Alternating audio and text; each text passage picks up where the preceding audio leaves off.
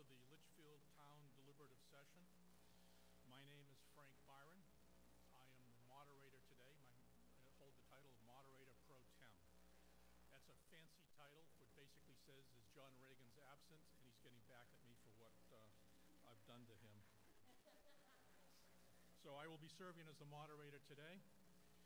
And I'd like to also introduce to you Mr. Phil Reed. Phil, if you could raise your hand, he's in the back of the room. If you have questions of procedure or whatever and want to get them clarified, Mr. Reed can answer your questions, or you could come to the microphone and ask myself as moderator. A couple announcements I'd like to make before we start.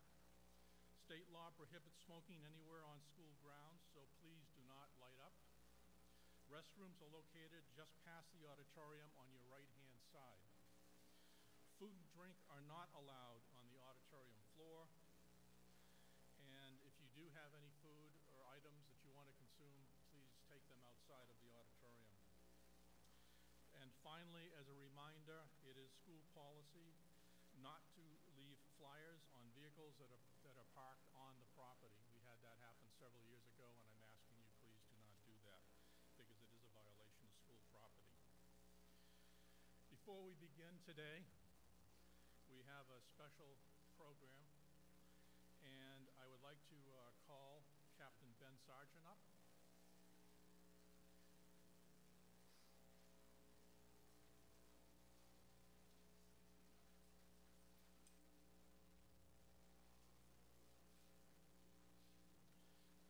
For the opening ceremonies of the Pledge of Allegiance as well as the National Anthem, I'd like to turn the meeting over at this point to Captain Ben Sargent.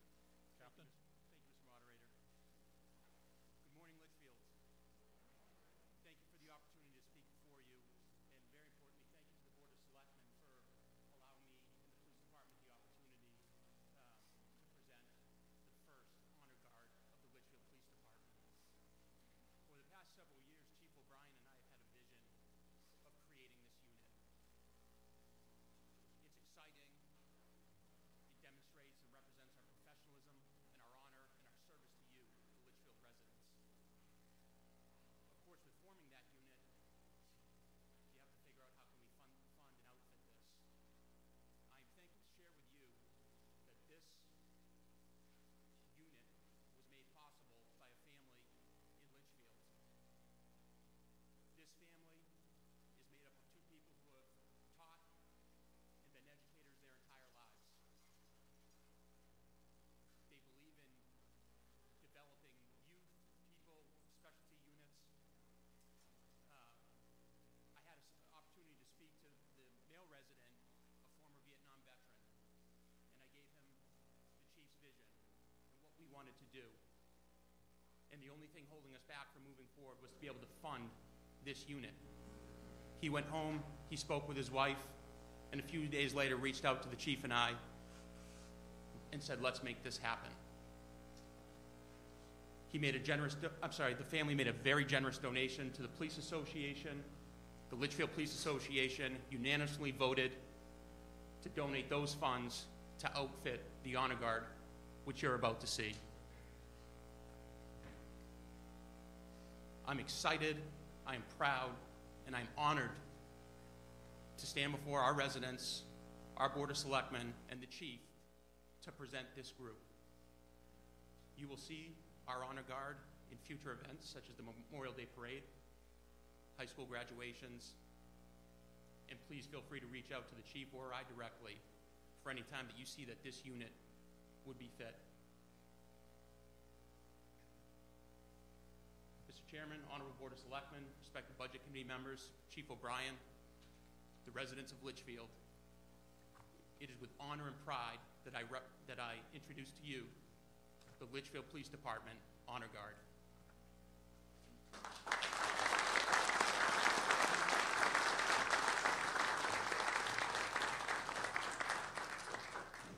Would everyone please rise for the presenting of the flag?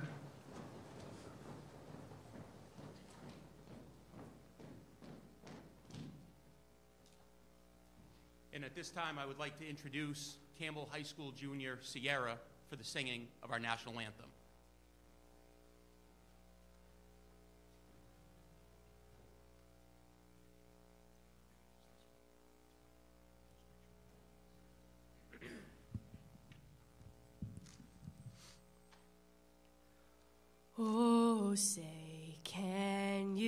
see by the dawn's early light what so proudly we hailed at the twilight's last gleaming, whose broad stripes and bright stars through the perilous fight o'er the ramparts we watched were so gallantly streaming, and the rockets red glare, the bombs bursting in air, gave proof through the night that our flag was still there. Oh, say does that star-spangled banner yet wave for the land of the free and the home of the brave?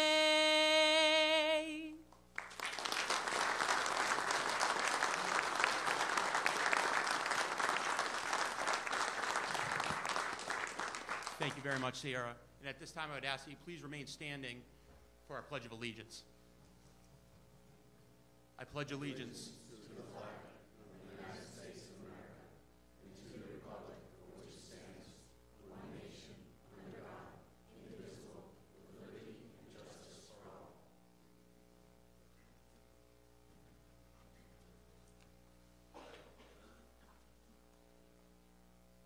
Please remain standing while the colors are retired.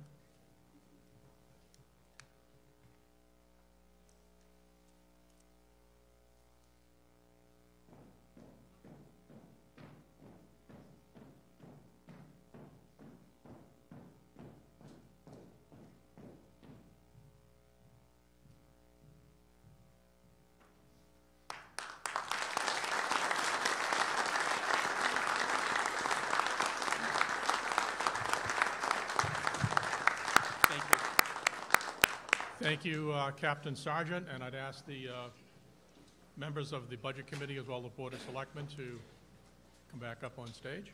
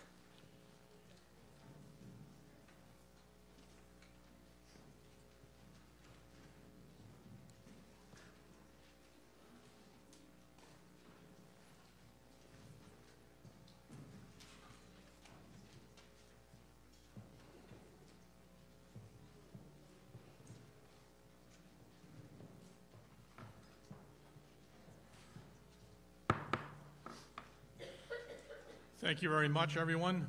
I would now like to call upon the Chairman of the Board of Selectmen, Mr. Brent Lemire, to introduce the board as well as associated staff.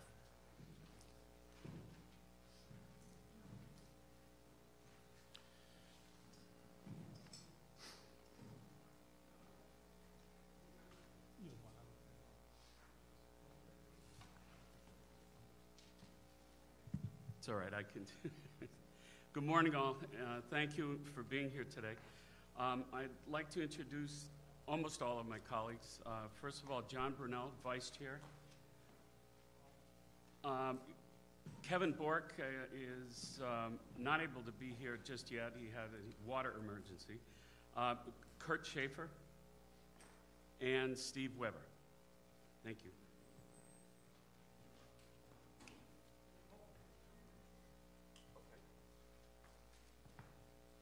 We also have Laura Spector-Morgan, who is our town attorney. We have Troy Brown, our town administrator. And we have our town clerk, tax collector, Terry Brand.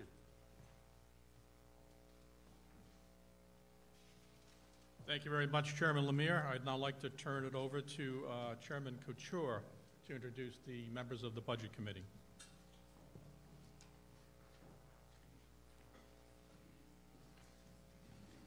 Good morning. Is this on? Okay. All right. My name is Cindy Couture. I am the chair of the Budget Committee. Here this morning we have Kerry Douglas, who is the vice chair.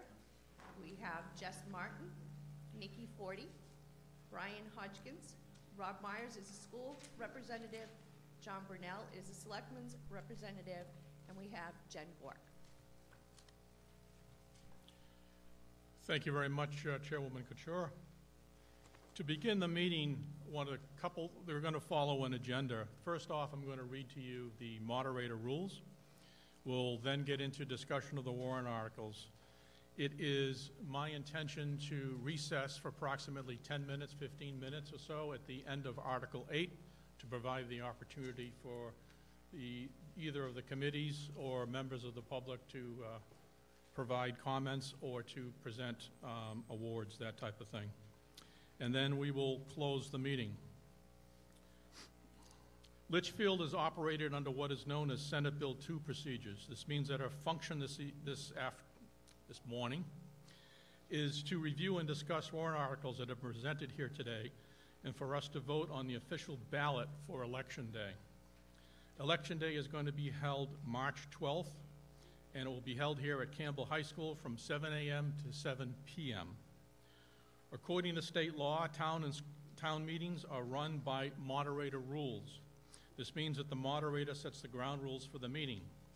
However, also under state law, you are allowed to overrule the moderator's rulings by challenging a motion or making a motion and asking for a simple majority vote.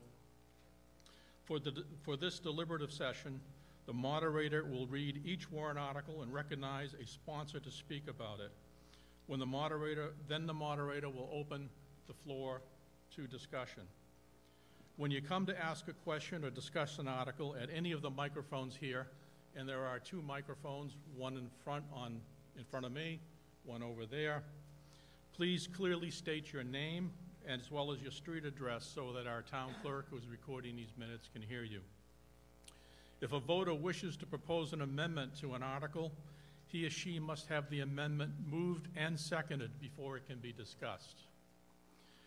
If we make no amendments to these warrant articles, then they will appear as you see on the ballot today. If we do make amendments to these warrant articles, then they will appear on the ballots as amended. Amendments to warrant articles must be handed to the moderator in writing.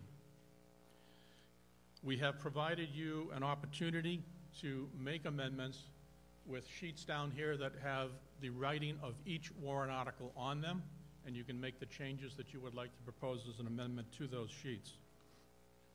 Note that an amendment cannot change the primary subject matter discussed in the article. The maker of a motion to amend an article will have the first opportunity to speak to it.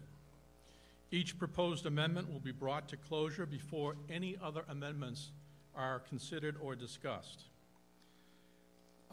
At the CHS auditorium, non-voters may sit in the corner over to the far left.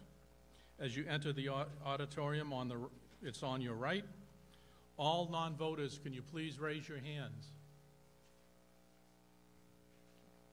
Anybody who is going to be voting today should have received a pink sheet when you came into the auditorium. If you do not have the pink sheet, you will not be able to vote. You need to be able to register for today's session. As you entered the building, that pink sheet should have been given to you. This is for you to use only in the case of secret ballots. Please do not drop them on the floor or leave them behind if you leave prior to the close of the meeting. Only those people who are on the checklist as qualified voters are permitted to vote to amend an article.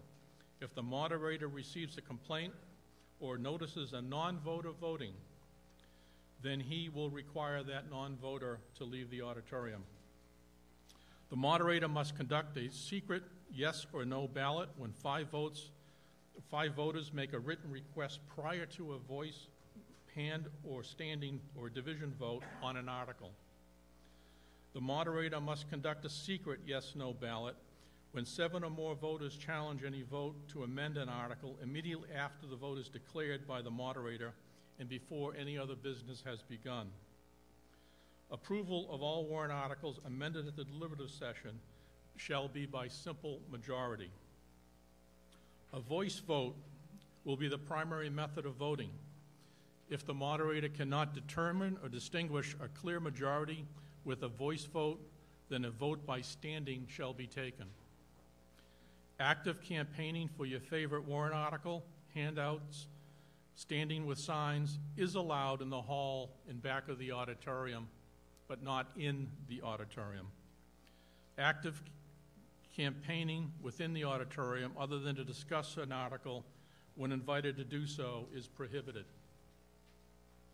The deliberative session is a forum at which we ask questions. More importantly, it is a place to debate. Proper respect and decorum will be expected at all times. Every effort will be made to give recognition to all who wish to speak. If you wish to speak, then you must come down to one of the microphones to do so. Board members, I'm reminding you that if you are speaking as a board member to discuss an article, you may remain on the stage. But if you are offering your own opinion as a citizen, then please bring your comments to one of the microphones on the floor. All those who speak are to keep their remarks pertinent to the warrant article. No negative motions will be in order. No personal attacks will be permitted. And no profanity will be permitted. All speakers will direct their remarks to me, the moderator. When a question is asked, the moderator will call upon the appropriate person to respond to that question. The moderator will allow one follow-up question when others are waiting to speak and will not allow running discussions. A motion to call the question and stop discussion must be properly seconded before it can be considered. Voters who speak to an article may not immediately call the question in order to stop discussion about it. A motion to table an article will not be in order unless it is tabled to a specific time and place in the agenda before the close of this meeting. A motion to reconsider or restrict reconsideration of an article after discussion is closed will not be in order unless seconded and approved. Reconsidered articles must be discussed and closure reached prior to the end of this meeting. A motion to adjourn or recess will not be accepted until all warrant articles have been discussed. Members of boards and committees and voters will refrain from using acronyms since they cannot assume that everyone knows what the acronym means. For example, RSA refers to Revised Statutes Annotated. About halfway through our meeting this evening, after Article 8, I, as moderator, will open the floor to anyone interested in discussing materials other than what is presented in the list of articles before you. This is a prime opportunity to offer thanks for a job well done or provide general comments to the boards who are represented here tonight. This is your chance now to voice your opinion. It is your prerogative to permit non-voters to speak at this meeting. It has been customary to allow employees, council, and non-registered residents to speak at these meetings. If it is your wish to continue to do so, please signify by saying aye. Aye. If you are opposed to this, please say no. The ayes have it. We have ballot clerks tonight who will be picking up any secret ballots. We have Mr. Bork, and we also have in the back Mr. Redding. Are there any questions on the rules of this meeting? Sir. Please come down to the microphone, state your name and address.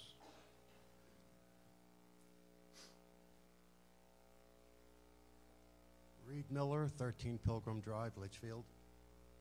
There are 14 articles and 12 ballots. Okay. Wondered how we handle that. I'm assuming that there's not going to be a secret vote on each ballot. These, to make sure you understand, these pink sheets are only for secret ballots.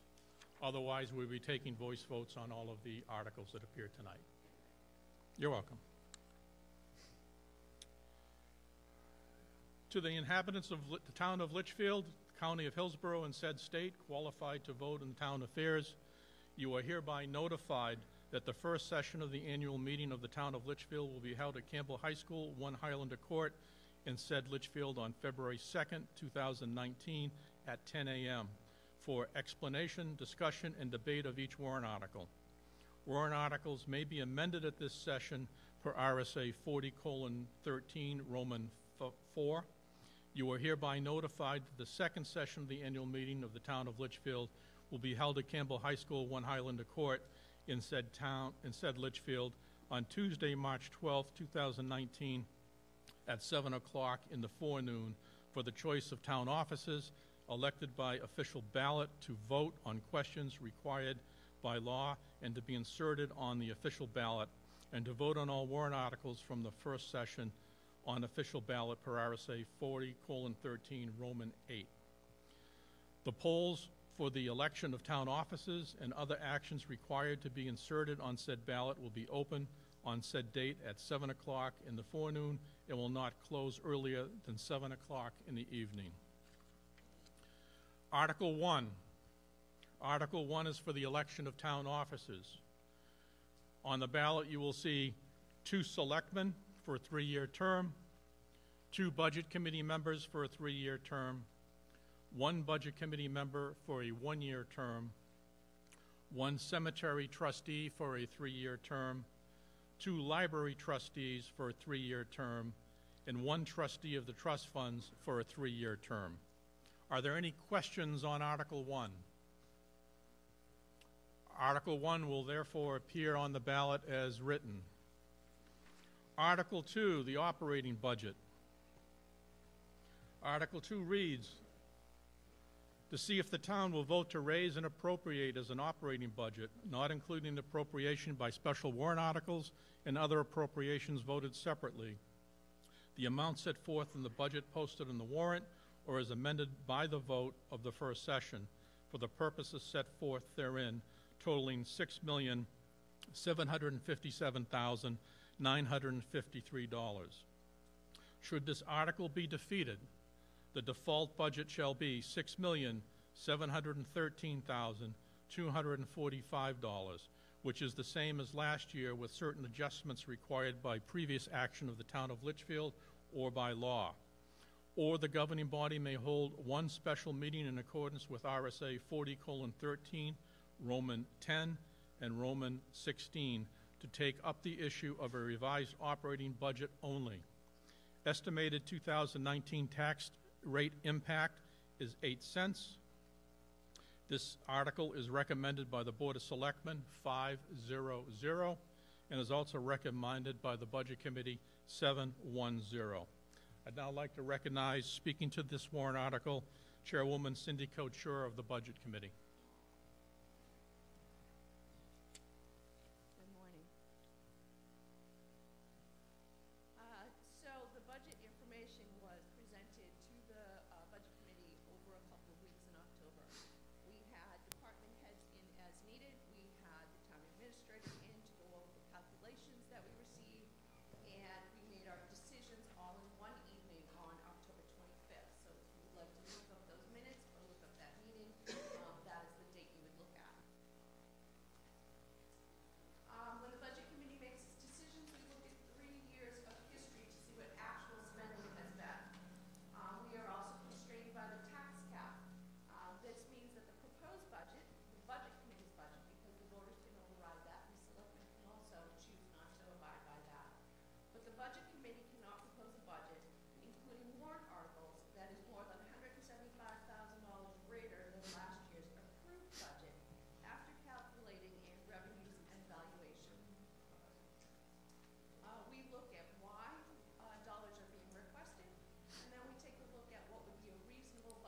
present before the voters.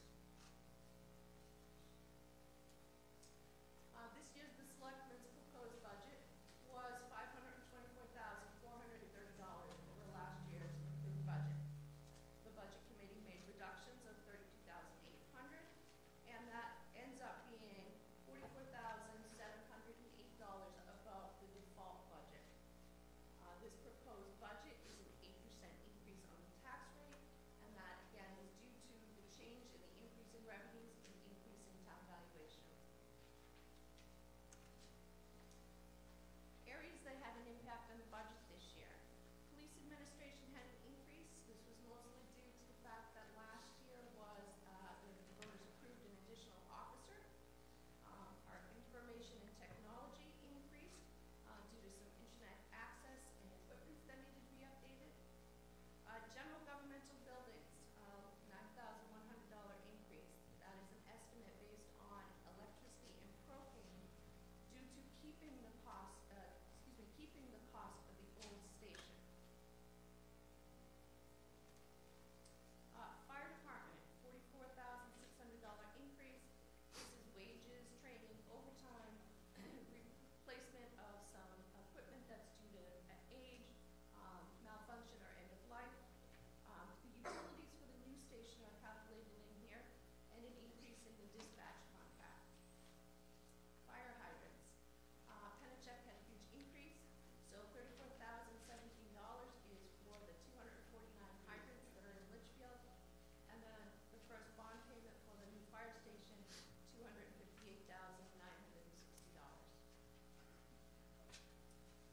The budget committee made reductions to the Board of Selectmen's account, to the town clerk's account, to legal expenses, to the planning board, to general governmental buildings, to road maintenance, vendor payments, which is our welfare accounts, parks and recreation, and the library, and conservation commission.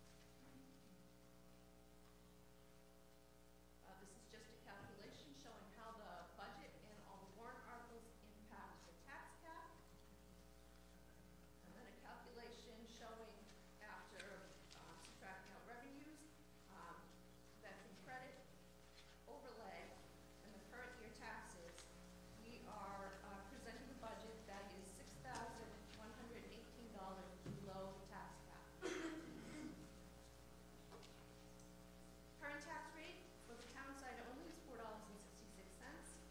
The operating budget will add about 8 cents. That's a $28 increase on a house valued at $350,000. The total proposed increase, if all the other warrant articles pass as well, the new rate would be $4.81 or $52.50 on a house valued at $350,000. And I'll welcome any questions. Are there any questions on this warrant article or amendments?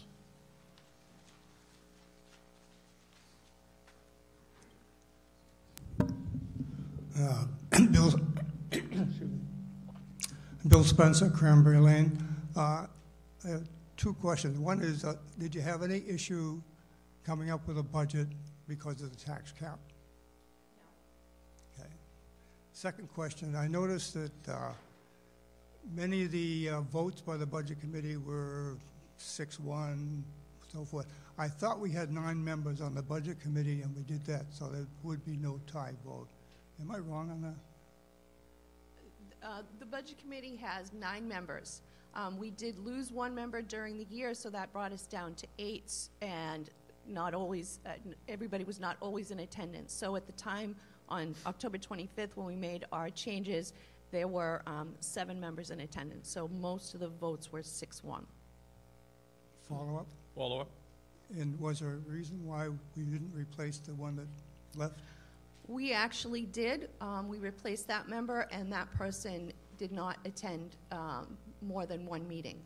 So we did attempt to replace that. Unfortunately, we still were short a member for the majority of the budget year.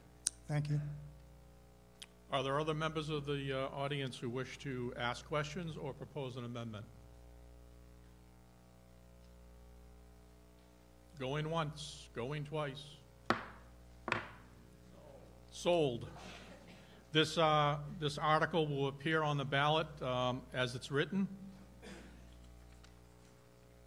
Article 3, to see if the town will vote to approve the cost items for wage and related costs that have been included in the collective bargaining agreement reached between the town of Litchfield and Council 93 of the American Federation of State, County, and Municipal Employees, which provides for the following increases in wages and benefits at the current staffing level, and further to raise and appropriate the sum of $37,909 for the current fiscal year.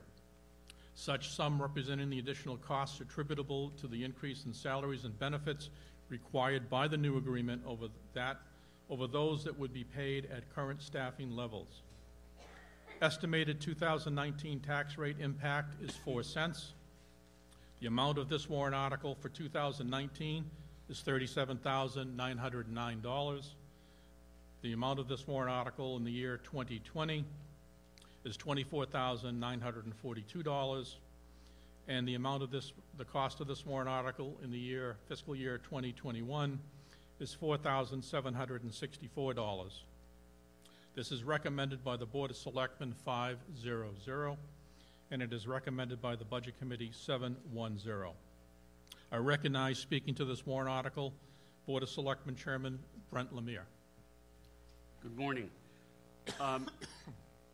I've been involved in many collective bargaining sessions in my career, and I must say that this was one of the smoothest that I've experienced. We worked for several months on 35 articles of the police contract and reached a tentative agreement in late fall of last year. I want to commend the negotiators from the Litchfield Police Association for their professionalism, courtesy, and their ability to recognize the need for an agreement that satisfies the needs of both the members and the taxpayers. Their collegial manner of engagement allowed us to reach an equitable agreement that the Board of Selectmen unanimously voted to recommend approval of. I would also like to thank my fellow negotiators on the town side, Selectman John Brunel, Town Administrator Troy Brown, and Police Chief Joe O'Brien. I will go over briefly some of the main points in the contract that we agreed to. It's a 27-month contract running from April of this year to June 2020. And again, the amounts of each year are listed as they were in the warrant. We were able to get the union to agree that regular part-time would go from 21 to 24 hours a week. On the health and dental insurance, they would pay at 50%. Part-time, 23 hours or less, we were able to have them pay their health and dental insurance at 100%, and they're not really eligible for any other benefits. Salaries, step increases and promotions went to merit-based. The COLA adjustments changed from April 1st to July 1st, and there's a 2.5% each one of the 2 years. Longevity payments, we eliminated the 3-year mandatory base salary increase. We adopted the non-union longevity plan, and we went to an annual stipend. For 10 plus years, it's $500. 15 plus years, it's $750. 20 plus years, it's $1,000. And again, that's an annual stipend not incorporated into the regular salary schedule. We worked on the earned time buyback. That was a big issue for the town. The regular part-time employee buyback was eliminated. Those hired before April 1st, 2014, we reduced them from 960 to 660 hours. Hired after April 1st, 2014, reduced from 660 to 500. And anyone hired after April 1st, 2019, reduced from 660 to 320, which is the same as our non-union employees. And we clarified the medical and dental. For part-time employees, they pay 100% of health and dental premiums. And that's basically the main articles of the contract. Do members of the audience have questions, or do they wish to propose any amendments?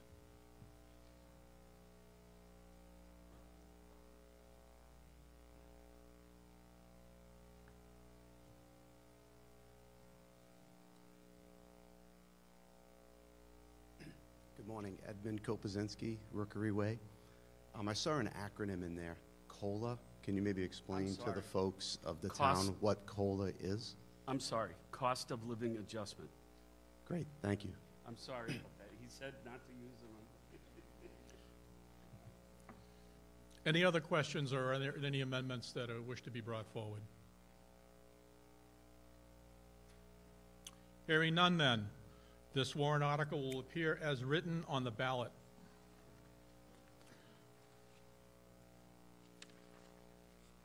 Warrant Article 4, Human Services and Health Agencies, to see if the town will vote to raise and appropriate the sum of $25,000 to support human services and health agencies that provide services to the town of Litchfield.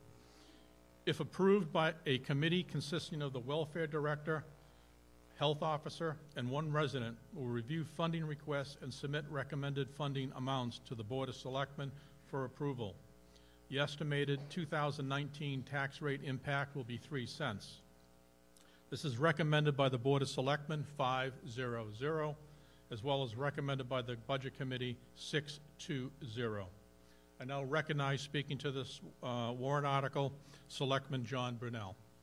Good morning, everybody. I think I've actually stood up here probably the last 4 years for the same topic. Every year, the Board of Selectmen receives requests for funding for a sense of donations to these organizations that service Litchfield. And every year we try to tackle it in different ways. In the past, we've had it in our budget. In the past, we've had it as special warrant articles. We came forward this year with a warrant article with all the requests in it. We felt it was really confusing, and people don't really understand what these organizations do. And a suggestion was made during the budget process, why not form a committee of our welfare officer, or a welfare director, our health officer, and a resident, to basically vet the requests, kind of interview them, understand what needs they're filling for the community of Litchfield, and then make a recommendation to the Board of Selectmen. This warrant article is a method of, or a mechanism to fund it. We started with a value of $25,000.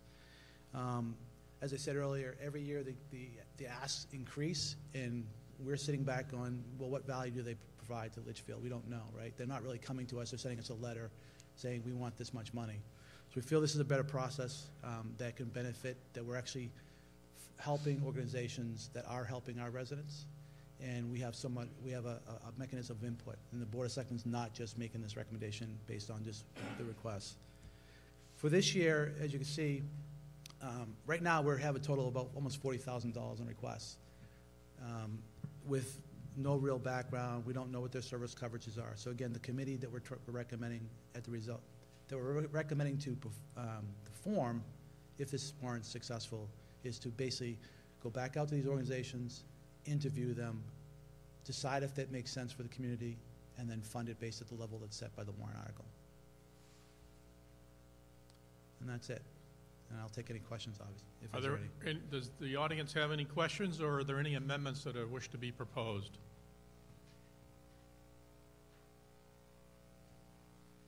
Seeing that there are no questions, then, this warrant will appear as written on the ballot. Thank you. Article 5, Town Earned Time Accrual Expendable Trust Fund. To see if the town will vote to raise and appropriate the sum of $50,000 to be placed in the Earned Time Accrual Expendable Trust Fund as previously established. This sum to come from the unassigned fund balance and no amount to be raised from taxation. Estimated 2019 tax rate impact is $0. This warrant article is recommended by the Board of Selectmen 5-0-0 and is recommended by the Budget Committee 7-1-0. I now wish to recognize, speaking to the warrant article, Town Administrator Troy Brown.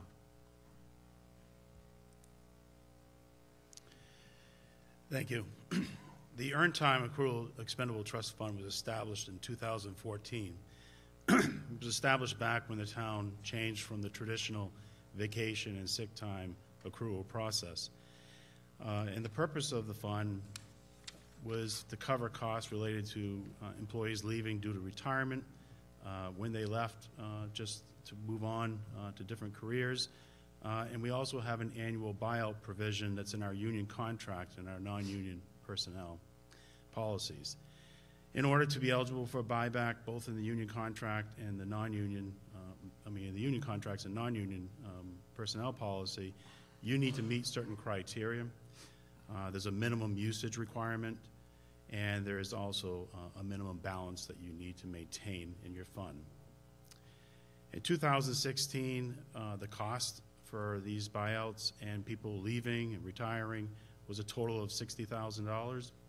This included all the benefits, tax, federal payroll taxes, workers' comp benefits, New Hampshire state retirement contributions, so all in just over $60,000. In 17, we spent $58,000, and 2018, $40,000.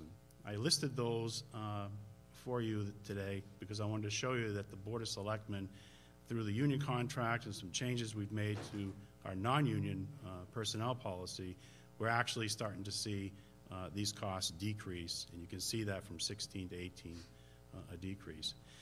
We have right now about 8 employees that could retire at any time, and a rough guess of what that would cost is about $100,000. Each year, this is a new requirement for our auditors. They have to take a look at the total liability to the town. And in 17, our liability on December 31st was $309,000. In 18, you can see it dropped to $275, and we anticipate in 2019 you'll see that number drop too, with the hopefully if the union contract is approved this year. In the trust fund right now, we have a balance of $57,256. If anyone has any questions, I'll try to answer them. Are there questions from the audience, or is there anyone wishing to make an amendment to the warrant article?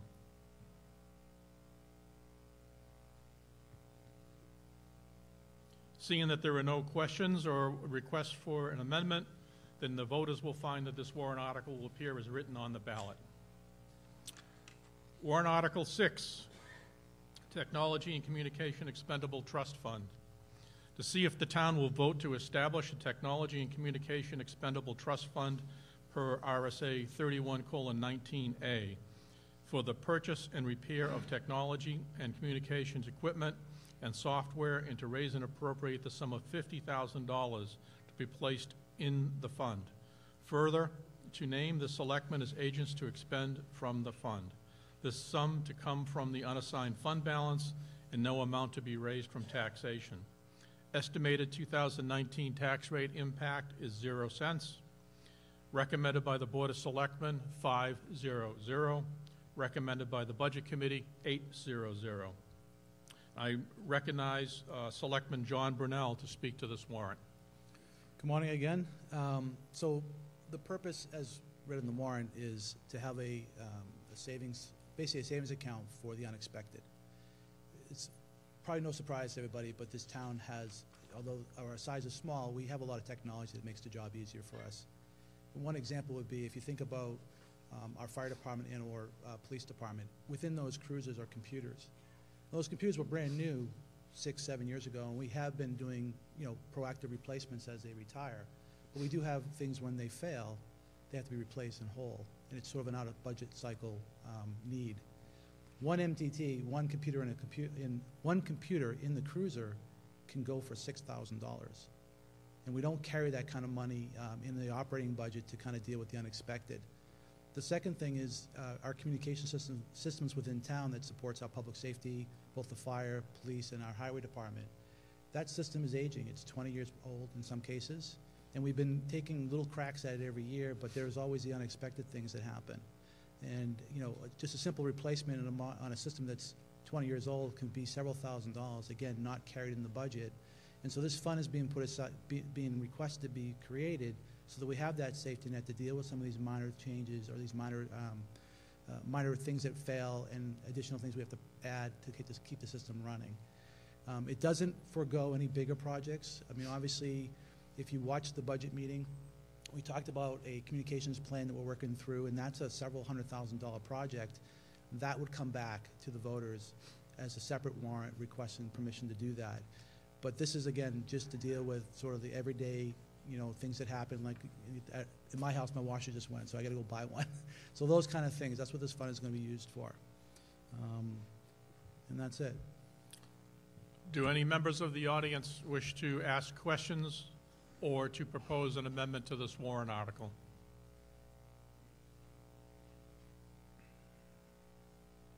Seeing no questions or amendments proposed, this article will appear as written on the ballot.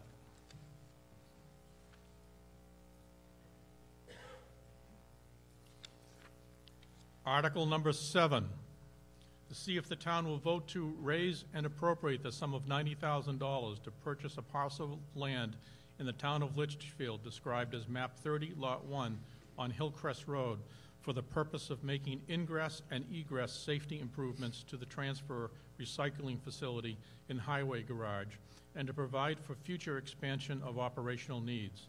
The sum to come from the unassigned fund balance and no amount to be raised by taxation. Estimated 2019 tax rate impact is $0. Recommended by the Board of Selectmen 500, and recommended by the Budget Committee 800. I now recognize, speaking to this warrant article, Town Administrator Troy Brown. Thank you again. So I think everyone has probably visited our solid waste facility in Highway Garage and knows that going in and out of the facility, there is a blind spot, there's a sharp turn, and really difficult for people leaving the facility and making a left-hand turn onto Hillcrest. The 155 Hillcrest Road is recorded as tax map 15, lot 30. It was placed up for sale this summer. We contacted the owners and sat down and met with them, and we were able to negotiate an agreed price of $90,000. The lot itself is 2.5 acres. It's a vacant lot. It has an approved driveway permit from the New Hampshire Department of Transportation. It has the potential for the construction of a duplex residential unit. The property is assessed at $108,000, and we currently collect on the vacant lot about $2,500 in annual tax revenue. And as I said, we've agreed to purchase it for $90,000. The primary purchase would be to improve safety. And it's not all just about the residents entering and leaving the facility. We also have our highway trucks. We have vendors that are coming in, large tractor trailer trucks that are coming in and collecting the dumpsters for the waste that we generate. We also have the salt vendor trucks that come in, our fuel trucks. The police are going in there to fuel up their vehicles, and I do believe that the fire department will start using this facility for when they move to the new station.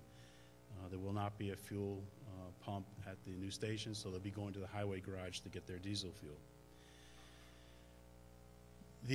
So primary purpose was for safety improvements. What we planned on doing was, once we acquire the property, we'd be able to remove some of the trees, some of the vegetation, try to cut back the slope, and improve the sight distance for everyone to safely enter and exit the facility. It also would provide potential one day, if needed, expansion for the solid waste facility and highway garage needs. One of the things that the road agent myself learned when we were over at the National Regional Planning Commission, we were talking with them about trying to address some of the safety concerns that we have in some roads and intersections in our town. And this actual property area came up in discussion, and it was suggested to us that if the town were able to acquire the property, there is potentially an opportunity to receive grant funding from New Hampshire Department of Transportation in the form of a grant 80% funded by the state and 20% from the town. The 20% match from the town could actually be the fact that we purchased the land. So there's a potential if we acquire the property and we're awarded the grant. There's a long waiting list for these safety improvements throughout the state, But one day there's a potential that maybe some modifications could even be made to a section of Hillcrest Road, similar to, I guess, some work that was done several years ago in this town with the intersection of 3A and Pinecrest. And again, as mentioned in the warrant article, we're proposing to use our unassigned fund balance, take $90,000 from that fund to purchase this land. And also, if you can see it, you can see the 2.5 acre parcel there. Do members of the audience have questions, or is there any proposal for an amendment?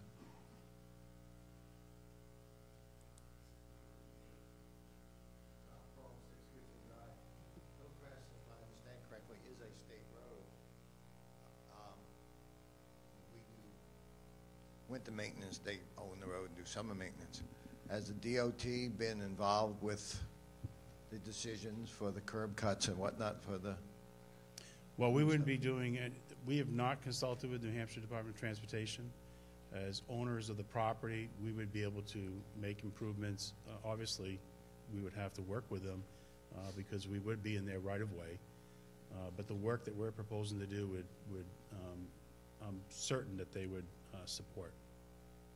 Follow-up. Follow-up. And since it is a state road, wouldn't it then maybe easier to get DOT grant for on their road, one would think?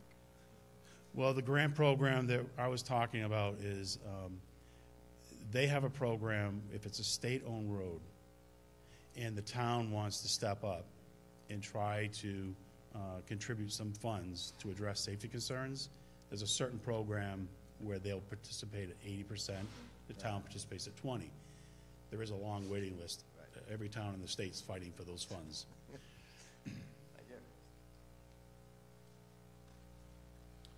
Good morning.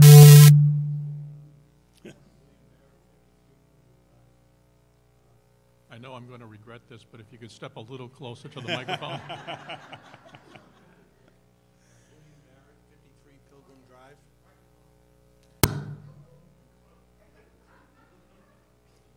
Careful. If you want, you can try this one over here. That's fine, too.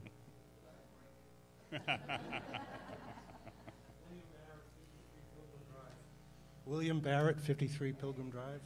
Thank you. My question is about the unassigned fund balance. I see a theme in the past. Well, I'll speak to this article, but the previous two reference it. What is that, and where is that money currently in the budget assignment?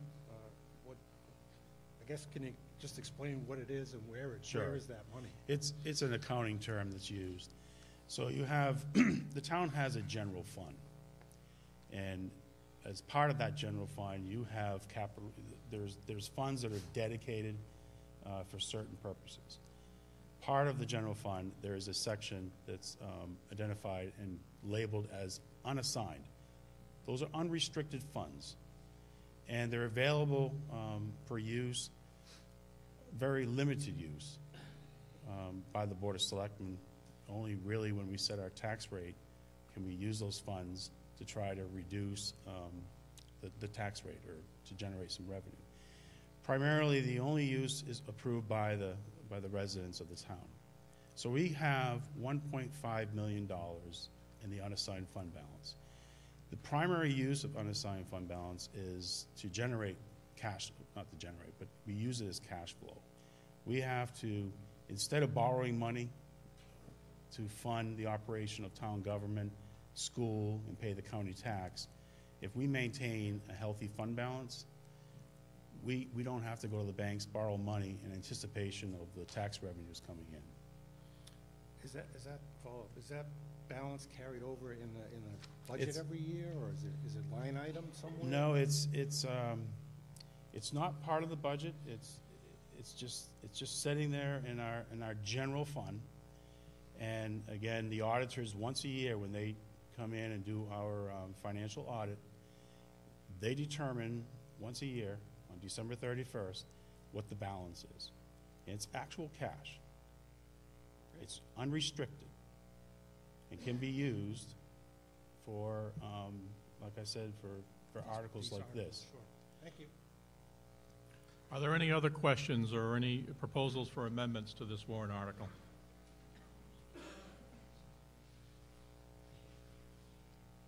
Mr. Spencer. Just want to see if this mic works.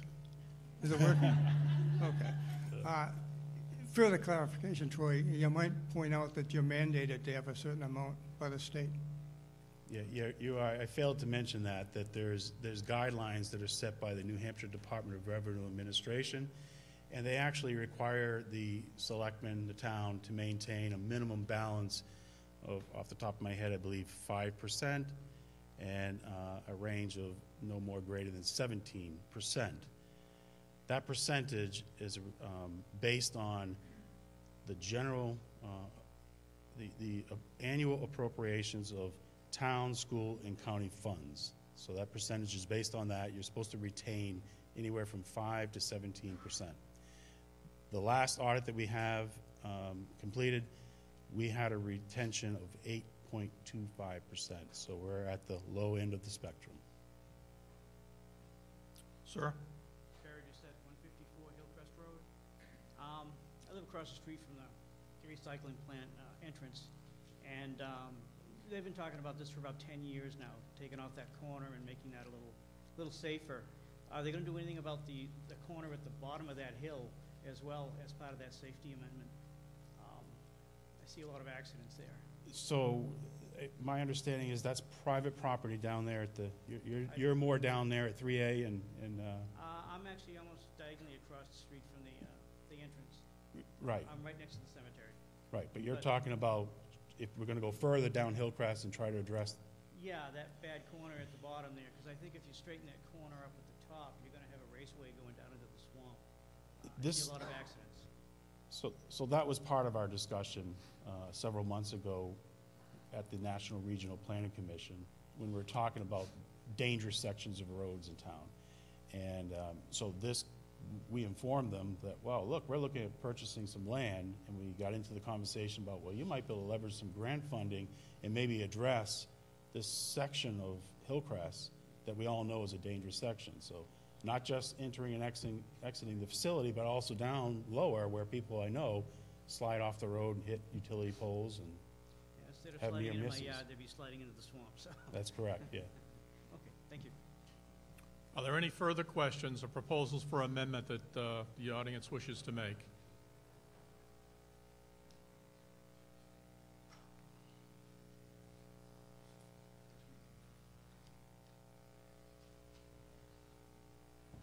Ed Kopazinski, Rookery Way. I'm curious, will this road be paved?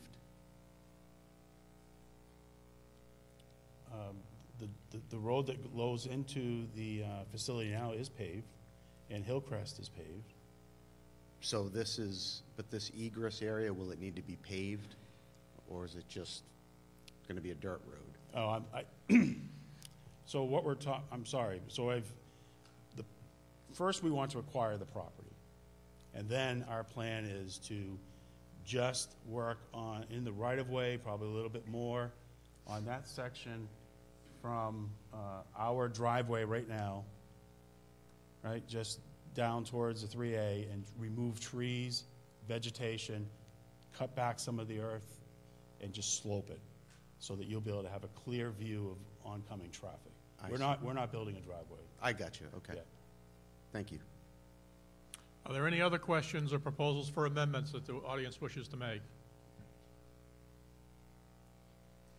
Hearing none, then, the warrant article, Article 7, will appear on the ballot as written. Article 8. Article 8 is the town flag.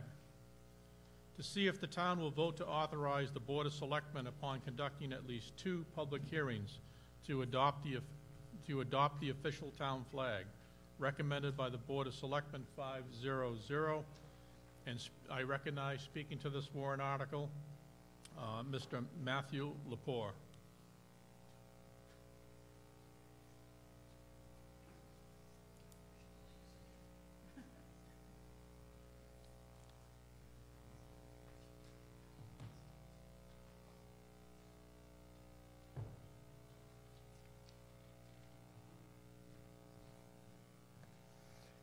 Good morning, everyone. My name is Matt Lepore, and I will be presenting the Litchfield Town flag today.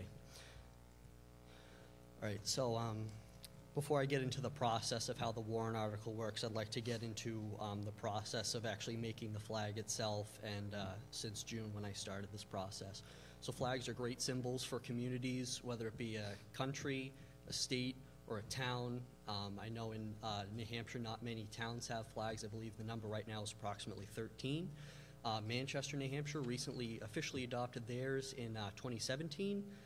Concord adopted theirs in 1979, and if you go to downtown Concord, you can see a lot of their municipal flags. They're everywhere, and it was a big inspiration for to go down and see how proudly they were flying their flag. So there were some guidelines going into this. So according to the Historical Society, the town colors, I'm not sure whether they are official or not, were blue and white. I decided to add the color green because it was a nice warm color, and with 3 colors you could have a little bit more options in terms of designs. But also when you have a seal or just in general, flags should be kept as simple as possible, especially when they're up on a pole waving in the breeze. It's nice to be able to look at them and being able to analyze them without having to look at too many complicated components. And keeping it unique was something that I thought was going to be the most important component to this, to have a flag that really stood out. So a couple of the ways that I got input was that I first went on social media. I used the What's Up page to conduct a poll with residents to see which flags they liked the most. There were 13 designs submitted, mostly using standard designs that would often be considered national, from which we could work off of. And this is design number 9 that we're going with. It was a clear, decisive winner. It received 150 votes versus the runner-ups received 50 and 49. So a very clear victory for design number 9. I got the impression that voters and residents enjoyed the addition of green to the blue and white. I did incorporate some more eccentric or unorthodox designs, and those were not too favorable, but I just wanted to present those to see if that's the direction we want to go in with a unique design. I did seek input from the Historical Society and the Heritage Commission. I first presented this to the Board of Selectmen publicly on June 25th of 2018. Okay, so the design, it is a modified bend. So in vexillology terms, a bend is essentially a stripe, a diagonal stripe, like the flag of Namibia, and there will be the 2 colors, one above and one below. However, I modified it and made it into a meander almost to represent the Merrimack River. It does stand out. I've looked at virtually every single municipal flag in the United States, and most of them from New Hampshire, or all of them that I know of, and it will stand out for being simple yet having a unique design. So here is essentially the main design we're looking at. It features the town seal and the canton with the blue bend in the center, and beneath it is a green field. So this is another kind of unofficial design that I'll get into later when we discuss the hearings that will be going on if there's an affirmative vote for warrant article number 8, but some residents did also mention that they wanted to pursue a design that did not have the town seal in it. So I put the pine tree in the canton, which would represent the flag from the Battle of Bunker Hill, in which approximately 12 residents participated in. So I thought that would be another cool symbol to add in there for another design. So with the colors, they each represent something, a different element of our town. Blue, our history, the Merrimack River, knowledge. White, it kind of represents our open town meeting government where everyone gets to participate. It's a blank slate and we all get to work on it together, being transparent and honest, and being optimistic about the future. Green, our agricultural history, our community as a whole, and altruism and service. So here's a list of what I believe are every single town flag in the state of New Hampshire, including Litchfield's, to kind of give you an idea of what each one looks like and how Litchfield kind of figures into them all. kind of small, but you might be able to see it. All right, so the article itself, so each town in New Hampshire has adopted their flags in a different way. There is no formal procedure to adopting them. A couple towns like Milford, they have adopted theirs by town meeting. Rye and Concord adopted theirs by ordinance. And Madbury and Barrington both, they're just unofficial, but they are just very frequently recognized as being their flags.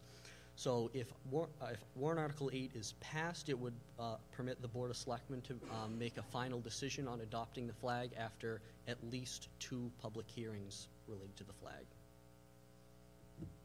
Any questions? Does the audience have any questions or any proposed amendments to this warrant article?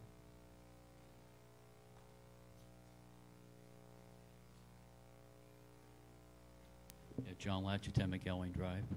Could you stretch that out so that people at home can see that? Thank you.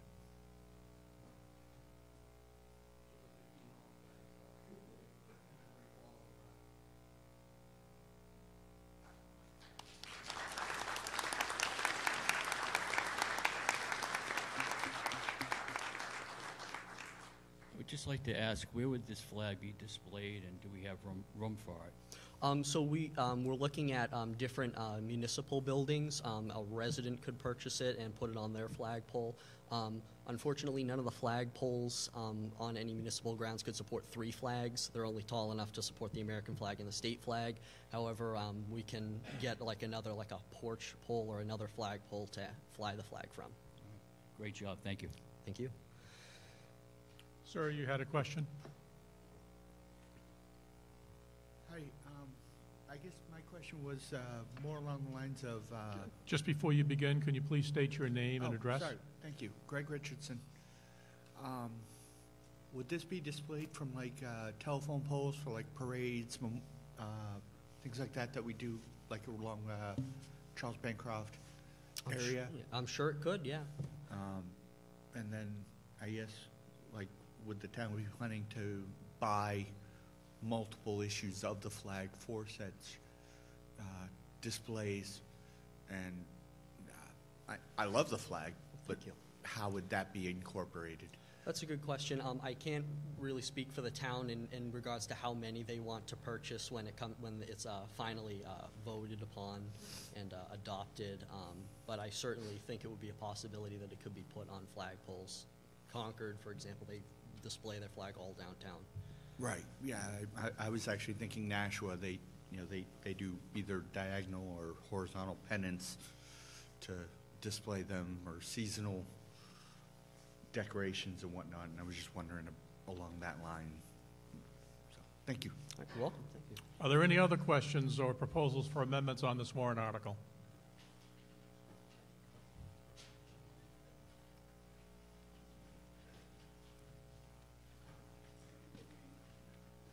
So just to clarify things, we're not voting on the flag, the design, we're voting to allow the selectmen to pick the design, correct? Yes.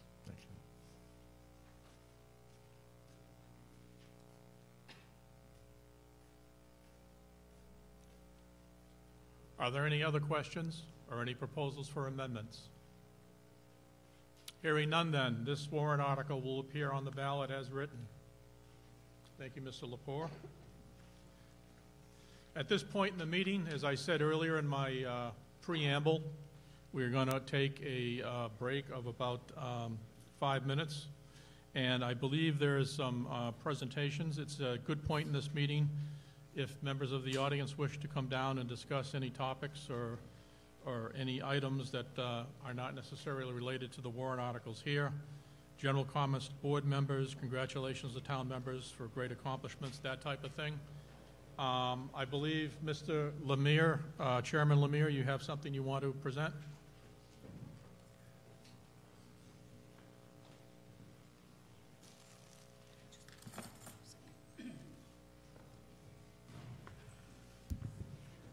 Thank you, Mr. Moderator. It's my great privilege to recognize and to, I won't introduce her to you because you know her well. a woman who has devoted the better part of 20 years to boards, commissions, and committees in town. She currently is serving as chair of the town's budget committee.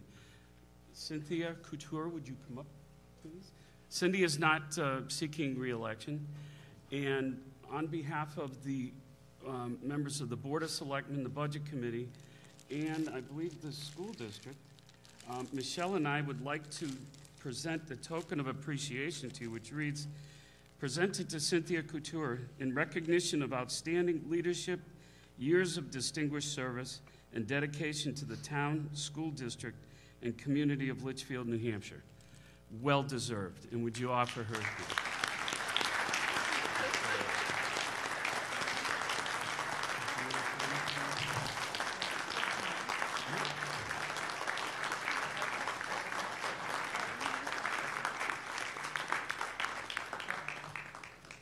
Good morning.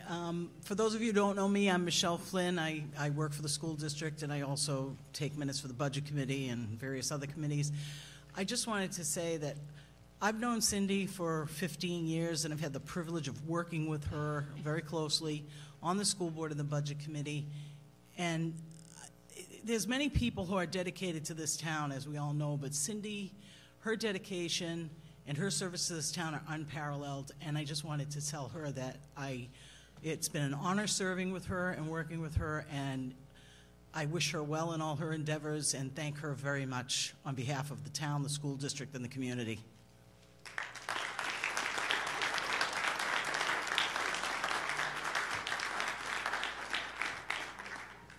Thank you very much. This is a shock. I would encourage anybody to get involved in your community. There is no greater reward than being a part of what happens and the decisions that are made and seeing government work. And I appreciate all the support I've received over the years. Thank you very much.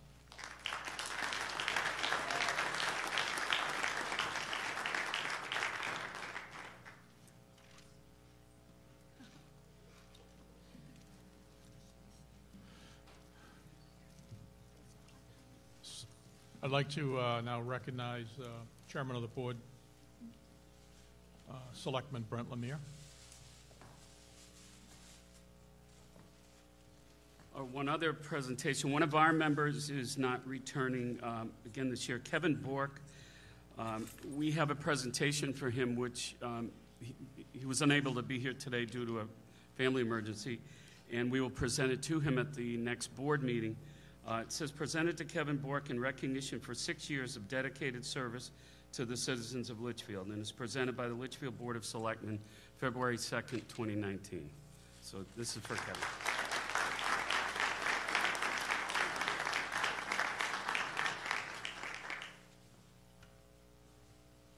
Are there any comments or anything people wish to make? Sir? Hi, my name is Greg Richardson again. As you mentioned earlier, the What's Up page was used to discuss the town flag.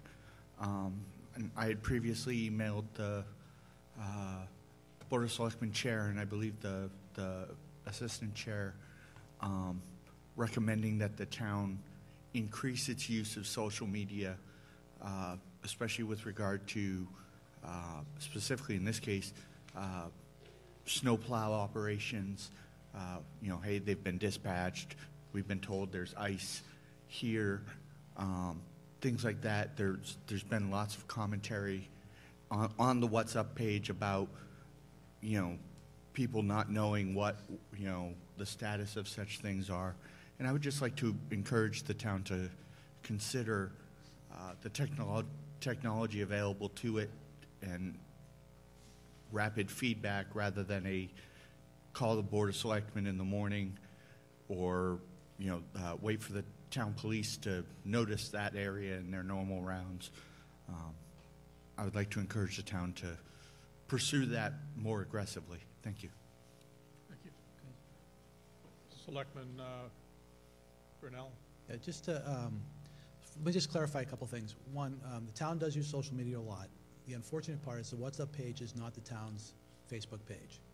The town posts on Litchfield NH, which is the town's Facebook page, and also under Twitter, which is also Litchfield NH. We do try to cross-post off the WhatsApp because we do know there's a fair amount of followers on that page. It's just not all, it's not automatic, so it has to get done manually, but we do try to do that.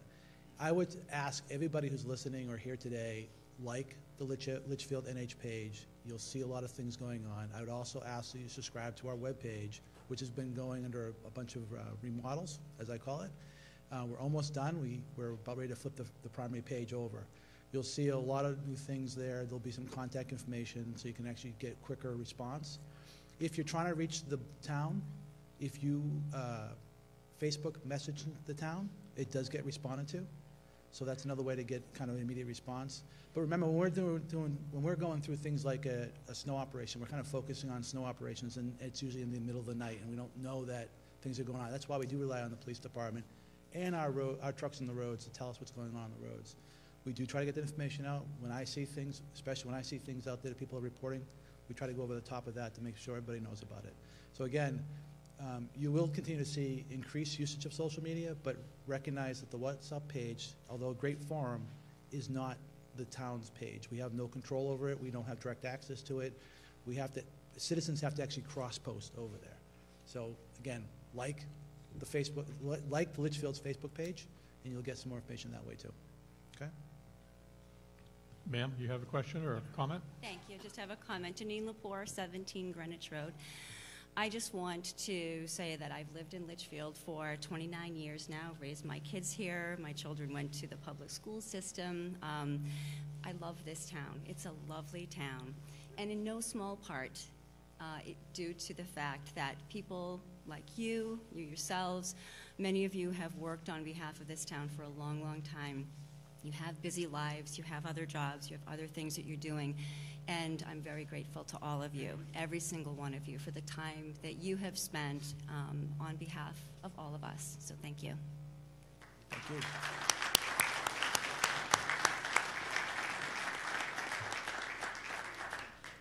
Okay, are there any other comments, or do we wish to, at this point, continue with the rest of the warrant articles?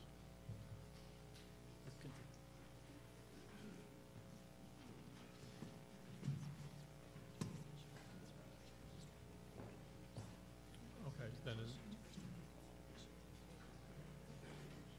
okay, well, is some...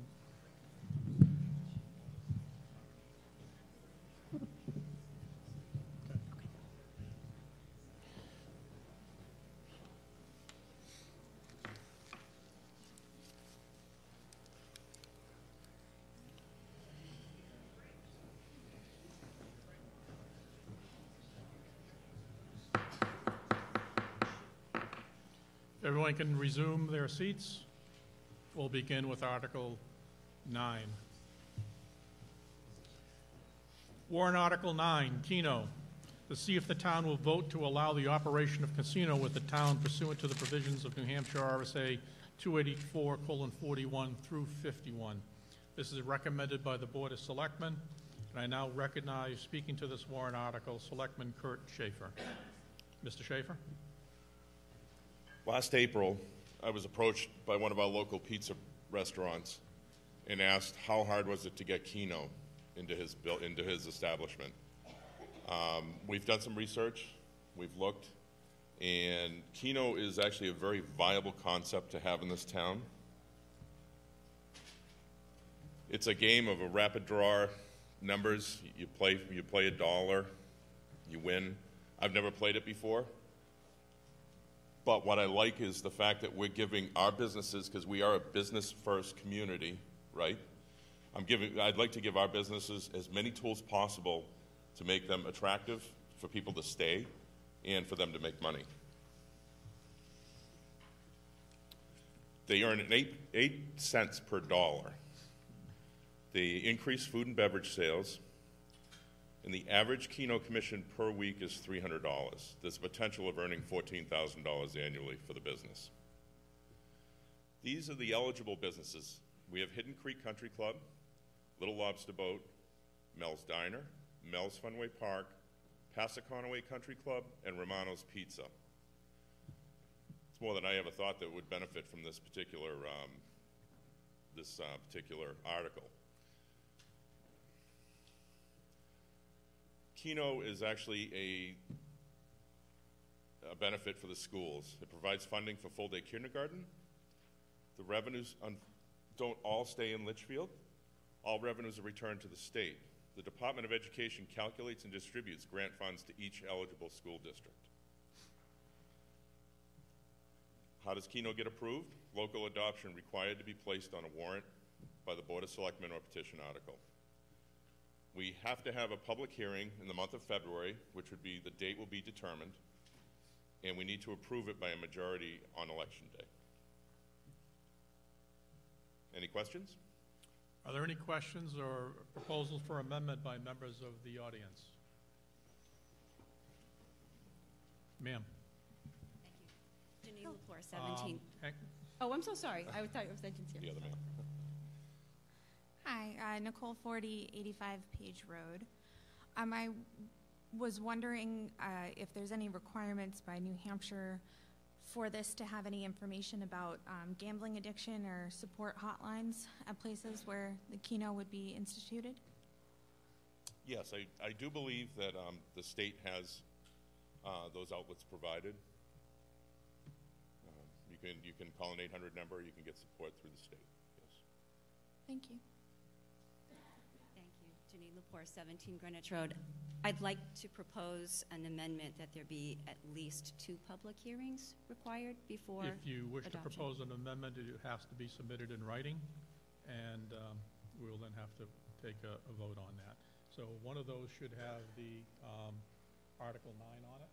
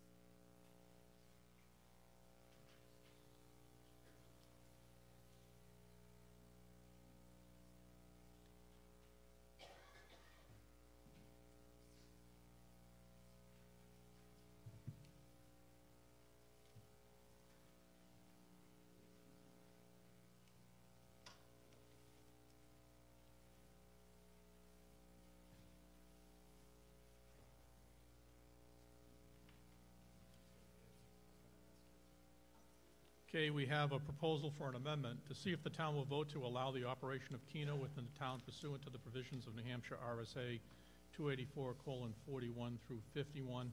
At least 2, the amended language would also include at least 2 public hearings required. Is there a second to the amendment? Seconded by Mr. Bork.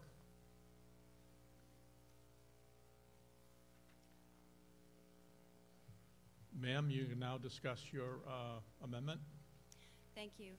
My reason for this is I don't know a lot about Keno. I do understand that it is gambling. I understand that a lot of towns have it, and it can benefit the school systems. A little bit concerned about how much benefit we'd receive if the money goes straight to the state, and I'm not sure how that we would necessarily benefit in any substantial way.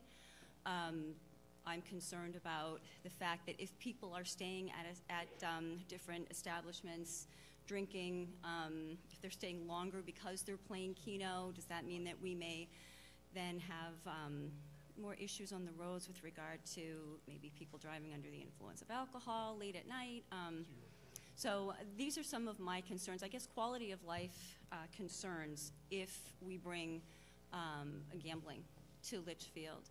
I think given the fact that we're considering a town flag that requires at least 2 public hearings before the Board of Selectmen can select a design for a flag, we should at least be taking a second and a third look at whether or not we want gambling in the town. Mr. Schaefer, do you wish to respond? Yes, there's no credible statistics or evidence that Keno brings down the quality of life in a town. And I agree with you that we should be able to squeeze in 2 meetings, so I'm all for that. As far as, my original point was, it's just, I want it to be another tool in our little town's businesses that they can make more money. That's all. Just as an add-on piece, I just spoke briefly with town council, and town council said the selectmen are required to have at least 1 meeting. So in this case, your amendment would require them, instead of just the 1, they would have 2. That's exactly what I'm asking for, yes. Okay. We have an amendment in front of us. Further questions or comments on the amendment? Hearing none, then, we'll take a vote on the amendment. The revised warrant article will read as follows. To see if the town will vote to allow the operation of Keno within the town pursuant to the provisions of our New Hampshire RSA 284:41 through 51. At least 2 public hearings required. Are you ready for the question? All those in favor of the amendment as stated, please say aye. Aye. Opposed? No. The ayes have it. The amendment carries. We now have an amended warrant. Are there any questions on the amended warrant? Or any comments? Questions? Sure. Hi, William Barrett, 53 Pilgrim Drive. Mine was punctuational on the original article, wondering why there was a question mark at the end of the article. All warrant articles are in the form of a question. But none of the others have a question mark at the end. I'm sorry, just punctuational. This one stuck out to me because it was the only one that had a question mark at the end, so. Okay. Further questions or further amendments on this warrant article? Sir? I have a comment. Please. Greg Richardson, 14 Mike Lane. Sorry, I didn't include that earlier. I guess my comment is for the practice of the requested 2 public hearings, that we would actually incorporate that, and consistent with our thing on our town flag of transparency and whatnot, that we would do that as a matter of practice for warrant articles of all, that they would all have 2 hearings and opportunities for public comment, and not the least of which is scheduling. Sometimes people can't get to only one opportunity. That's my only comment. Thank you. Are there any further comments or questions on the amended warrant article? Hearing none, then, the article as amended, Article 9, will appear on the ballot as amended.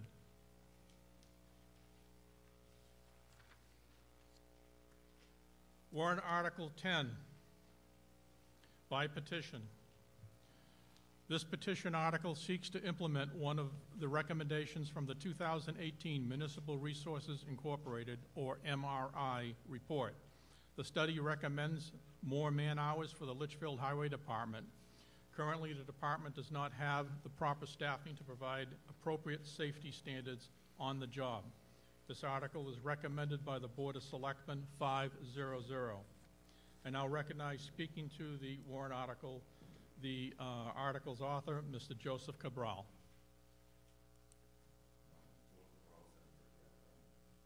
The purpose of the article... If you can move a little bit closer, Mr. Cabral, I'm sorry. That's okay. Is that good? It is critical to provide the town highway department with adequate workforce for safety and to help ensure the department runs efficiently and effectively. Our reason for this petition warrant article. The research for this article started when the culvert on Brickyard was blocked up by the beavers. I couldn't believe how many times I witnessed our current road agent working alone trying to relieve the issue. I continued my research and found that this was not the only time he was working alone. The department can run effectively without more help. The costly MRI study also confirmed confirmed, more manpower is needed. This will help resolve the issues, and more than one person on a job site is necessary. Not only to mention a safer way to operate. What I'd like to see us happen is for us to form a committee with one board member, one budget member, department head, and 4 residents. Then you have the resume submitted to the committee, and then we'll perform a background checks and interviews to conform with the qualification and experience is what our town is looking for. At that point, all qualified applicants can then be placed on the ballot. This will help ensure a fair and equal opportunity. That's it. Okay. I now recognize, speaking to this petition warrant article, Selectman John Brunel. So, the Board of Selectmen fully support this warrant article. The Selectmen has recently just hired, based on the MRI, we had the MRI study done. We've taken their report. We've actually implemented 1 new full-time employee that was hired at the first of the year. The study also recommended renaming the Highway Department to Department of Public Works, just as a point of clarification. The current road agent's title would change from road agent, what we historically known that role as. It would be turned into a Director of Public Works. The idea is to take the Public Works and kind of merge the highways and streets, our solid waste services, and our other facility maintenance all into that same organization. And then we'd actually cross-train all the members to be able to do all the different jobs. So Board of Selectmen fully 100% supports it. We've already taken action. We've had one new full-time employee hired. But I also like to go to say that, you know, the board has never wanted our road agent to be a single employee. We've always had opportunities for part-time workers that have been there. It's always been part-time positions. It's not always worked out very well. But if anybody knows our road agent, he is very dedicated. It doesn't matter if he's the only guy around. He's going to go get it done. And there's not much the board can do to stop this guy. This guy, he is very, very dedicated. So I just want to make sure you understand that this is not done because the Board of Selectmen wanted only one employee. We've had difficulties trying to find people that can work part-time, that could find, you know, to fill their role as basically as it was funded. The other thing I want to know too is the warrant, the petition warrant, doesn't provide any funding. So there's not much that we can do with success, but it does give us an indicator that the community supports the direction that we're trying to take with the MRI study, the direction that we're trying to take with the highway, and, you know, basically our public works system. So I guess that's it. And if there's any questions, I'm certainly willing to answer. Are there members of the public who wish to ask questions on this warrant article or to amend the warrant article?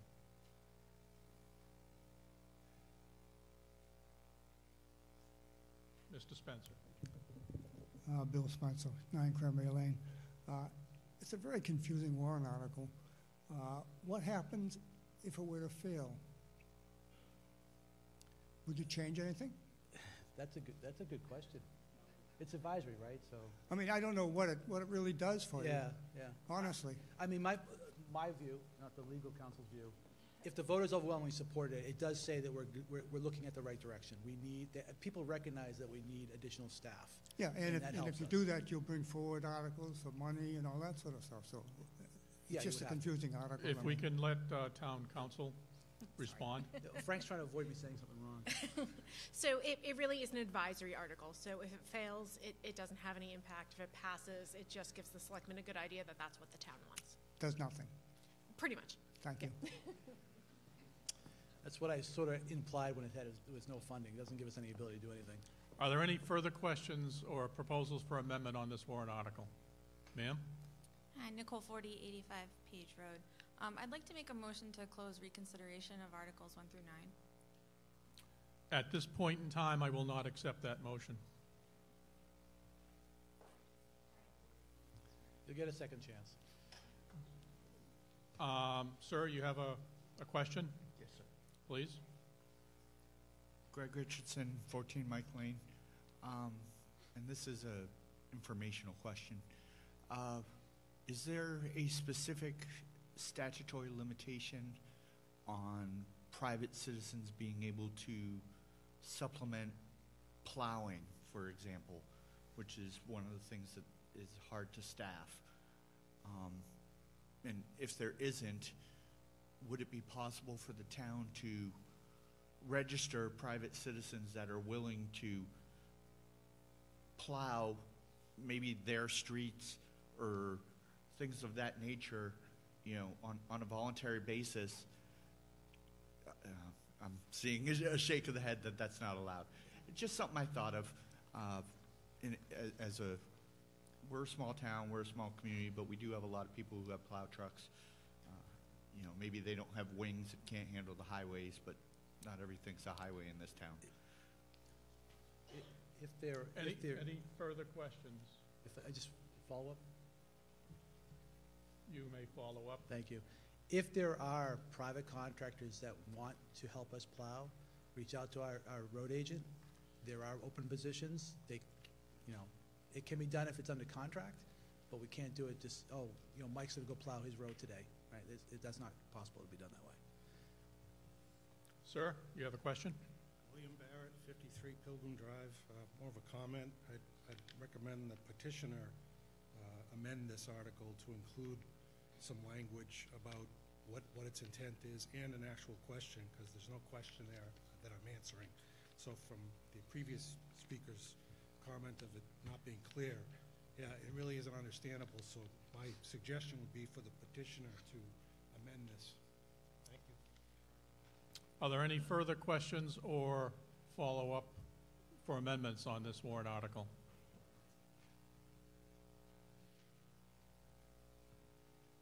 John Latcher, 10 McElwain Drive, Litchfield, New Hampshire. Can we have Mr. Cabral come up here and talk about his petition warrant articles? They're just as important as the town articles, so everybody at home can see them and hear them. Thank you. Other questions or comments on this warrant article? Hearing none, then, the article as written shall appear on the ballot.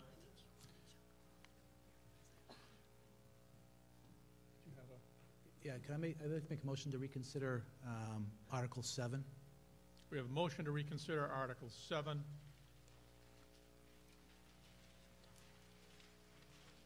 Oh, yeah, sorry. And when reviewing the Article 7's language, we found please cease. Sorry. We have a motion on the floor to reconsider Article 7. Is there a second to the motion? Second. We have a motion and a second. Now you may continue. I apologize. So the reason why we're asking for it to be reconsidered is that as we reviewed the article when it was up in big bold letters, we realized there was a clerical error and it referenced the wrong map and lot ID. So we want to make sure we make that correct. Okay, so I want to make sure everyone's clear on the parliamentary procedure that we follow for this. There is a motion to reconsider. What that basically does is we need to act first on the motion to reconsider. That will open the article up for amendment and discussion at that point. Okay? I also want to clarify why I did not accept the motion to close reconsideration of all the articles that was made a moment or two ago. We were in the middle of considering another article, and therefore another motion on the floor was not appropriate at that point. Okay? So we have a motion to reconsider by Selectman Brunel that's been appropriately seconded. Article 7.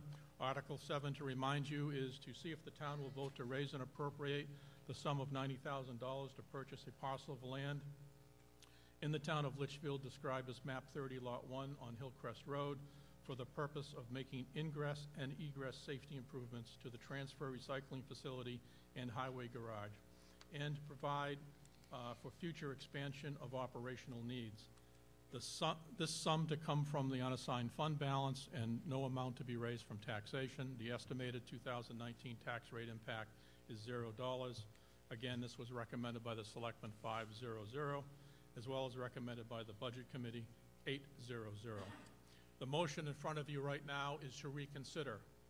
Reconsideration will therefore open up this article for further discussion and amendment if it's passed. All those in favor of reconsideration, please say aye. Aye. All those opposed? Motion passes. Selectmen, do you have a written amendment that you wish to make? I do.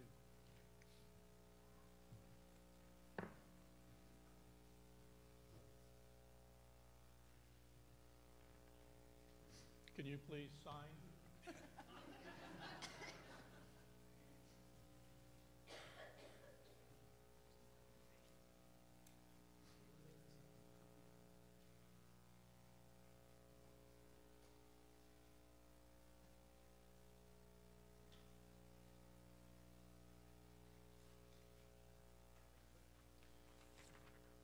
The motion is to amend Article 7 to read as follows. To see if the town will vote to raise and appropriate the sum of $90,000 to purchase a parcel of land in the town of Litchfield described as Map 15, Lot 30 on Hillcrest Road for the purpose of making ingress and egress safety improvements to the transfer recycling facility and highway garage, and to provide a future expansion of operational needs. This sum to come from the unassigned fund balance and no amount to be raised from taxation. The estimated 2019 tax rate impact will be $0. That is the motion made by Selectman Brunel. Is there a second to this motion? Second. We have a second. Now, Selectman Brunel, this is your amendment. Please discuss your amendment. Yeah, sorry. So again, when we had it up on the big screen, we noticed that there was a clerical error on the map and lot, and this motion, or this amendment, is just to correct that mistake so that it appears correctly in the warrant when it gets voted on. Are there any questions or any other proposals on this warrant article? Hearing none, sir? Greg Richardson, 14 Mike Lane. As I read this, I see the improvements to the transfer facility and highway garage, ingress and egress, and I have absolutely no issue with that because that anybody who uses the dump knows. I'd like to hear, maybe even a vague vision for what you see for future expansion of operational needs, or if there isn't any kind of clarity, to strike that portion, I'll submit an amendment to strike that portion from this, because I don't like the idea of leaving it open-ended in that sense. That bothers me. So I was wondering if anybody could provide what the town's envision of possible future operational needs for the transfer facility, certainly. Sir, your request for information is really beyond the scope of the amendment that we have in front of us. Okay. I will allow Selectman Brunel or another member of the board to briefly review again what the purpose of this proposal is, but I would suggest that right now our amendment is only dealing with the changes to the map and lot number that's on here. Yes, sir. Thank you.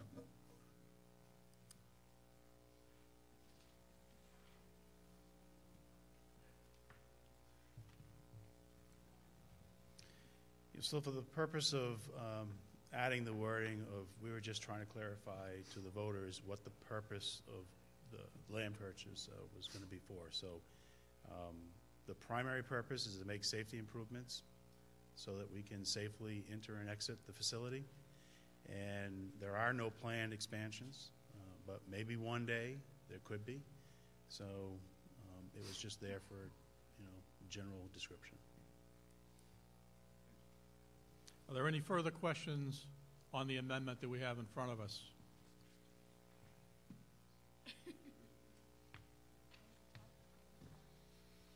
The question that we now have in front of us is to amend warrant Article 7 to read as follows. To see if the town will vote to raise and appropriate the sum of $90,000 for the purchase of a parcel of land in the town of Litchfield described as Map 15, Lot 30 on Hillcrest Road for the purpose of making ingress and egress safety improvements to the transfer recycling facility and highway garage, and provide for future expansion and operational needs. This sum to come from the unassigned fund balance and no amount to be raised from taxation. The estimated 2019 tax rate impact is $0. All those in favor of the article as amended, please say aye. Aye. Opposed? The motion carries. Are there any further amendments or discussion on this article? Hearing none then, the Article 7 as amended will appear on the ballot as amended. Ma'am, you had a motion a couple moments ago, and now it would be appropriate and in order to make that amendment, that motion if you so desire. Thank you, Mr. Moderator. Nicole 4085, Page Road. I'd like to motion to close reconsideration of Articles 1 through 9. We have a motion to close reconsideration of Articles 1 through 9. Who is the, can the person who seconded that please raise their hand? Mr. Bork? No, Nichols. Excuse me? Was it Nichols? I just picked one. He happened to be right in front of me, and to be honest with you, I knew his name. And he raised his hand. Then we have a motion in front of us to restrict reconsideration of Articles 1 through 9. Are you ready for the question? All those who wish to reconsider, restrict reconsideration of Articles 1 through 9, please say aye. Aye. Opposed? Motion carries. Going on with our agenda, the next article, Article 10, by petition. 11. I'm sorry, my apologies. I got back a page. Article 11 by petition, to see if the town will vote to reverse the code enforcement officer, health inspector, and zoning administrator, 3 positions in 1, back to its prior successful operation as a single appointed position, reporting to the Board of Selectmen and being independent of the fire department. If adopted, this change would take effect within 30 days and continue in effect until changed by a majority vote at an annual or special meeting. This is not recommended by the Board of Selectmen, 5-0-0. I now recognize, speaking to this warrant article, the author of the article, Mr. Joseph Cabral. Does Joe want to come up Frank. here? I think it's fine if he wants to come up here.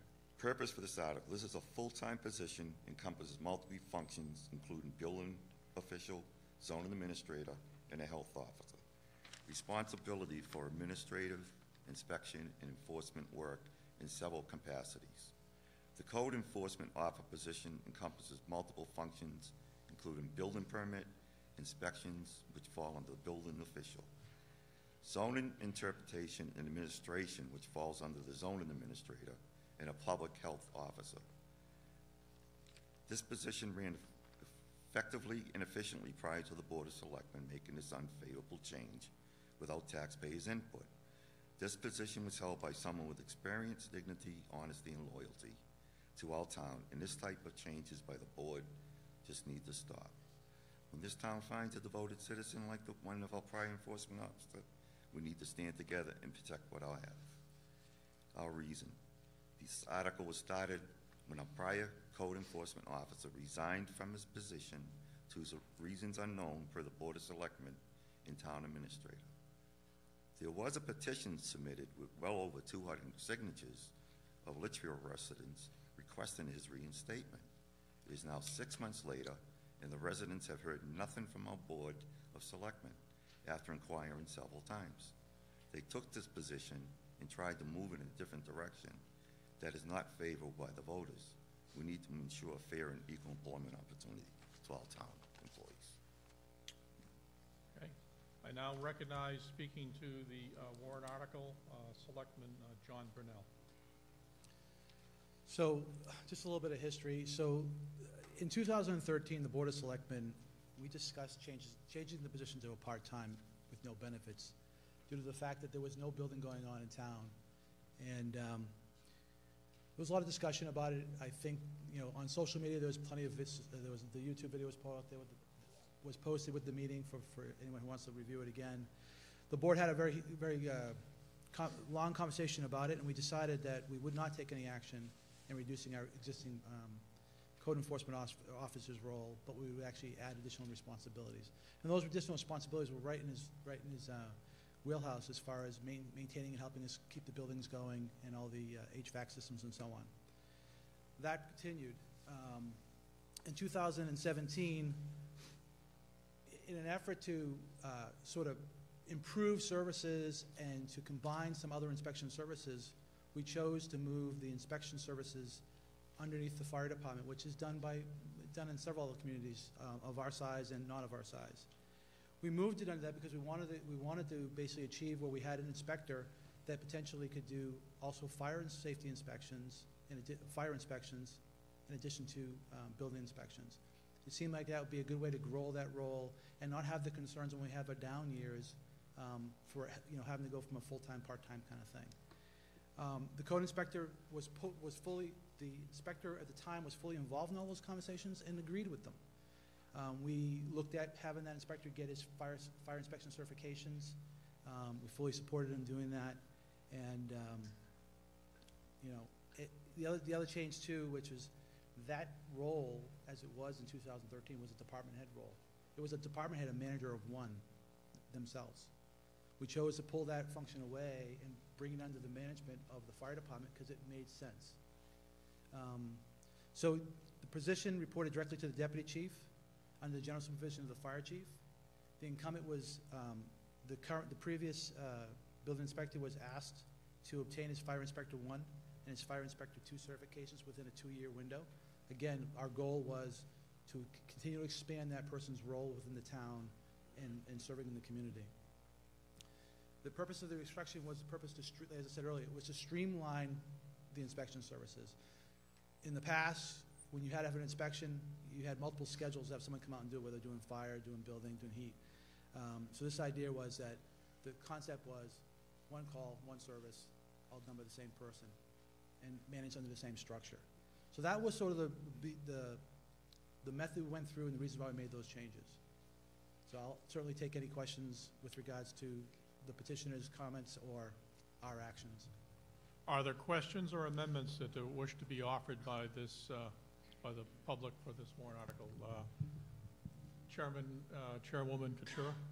Cindy Couture, 41 Stark Lane. I would like to offer an amendment to see if the town will vote to continue the code enforcement officer, health inspector, and zoning administrator as an appointed positions within the fire department or as determined by the Board of Selectmen. Do you have that written up? I do. And are you proposing that that would replace the entire petition? Yes.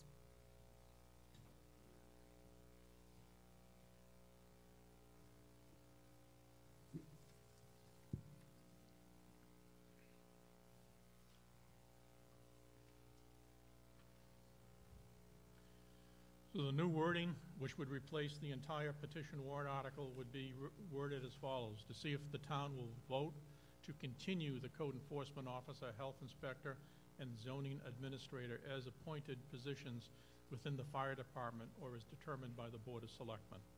This motion has been made by Cindy Couture. Is there a second to this motion?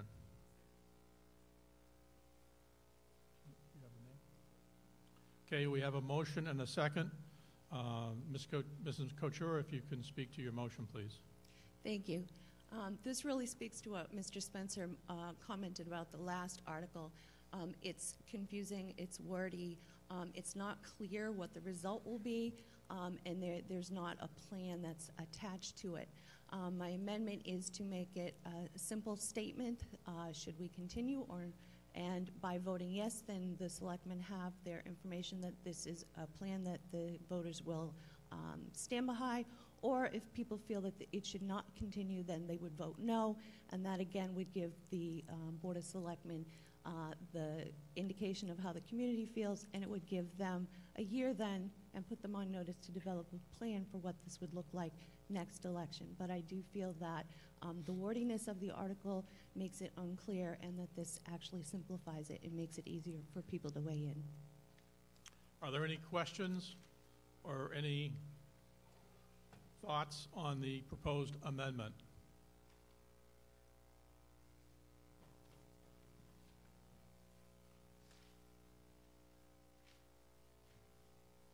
John Latcher, 10 McElwain Drive, Litchfield, New Hampshire. I think the petition is pretty clear if you read it. Thank you.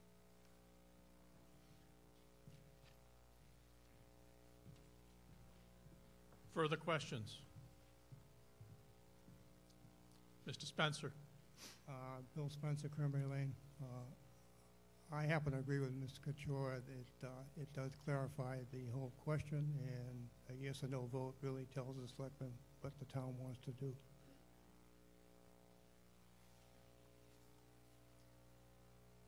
Peter Plansky, 144 Talent Road.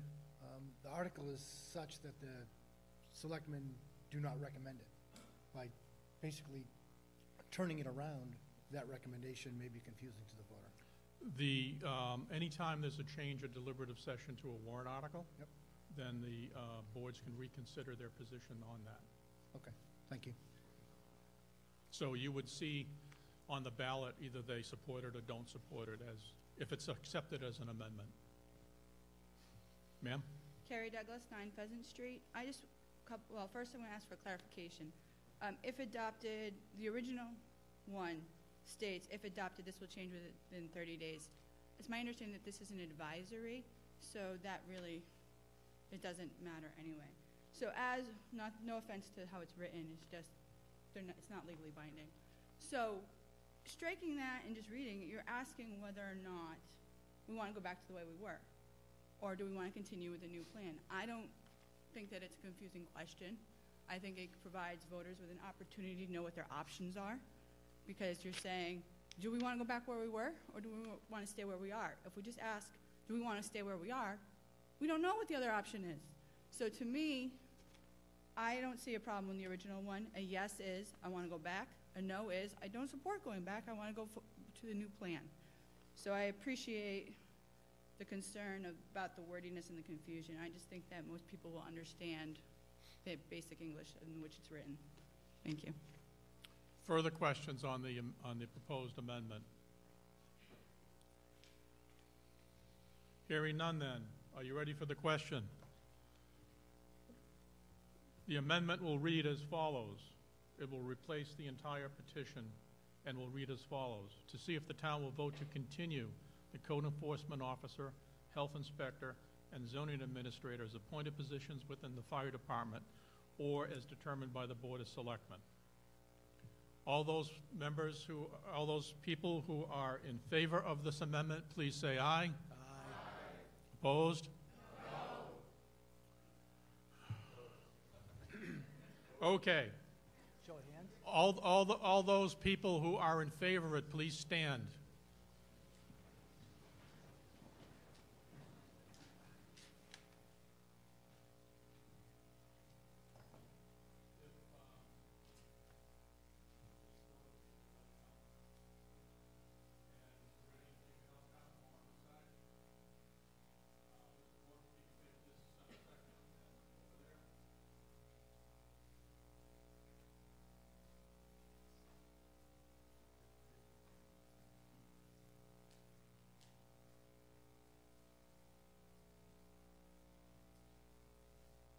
If you can come down and give me your sums.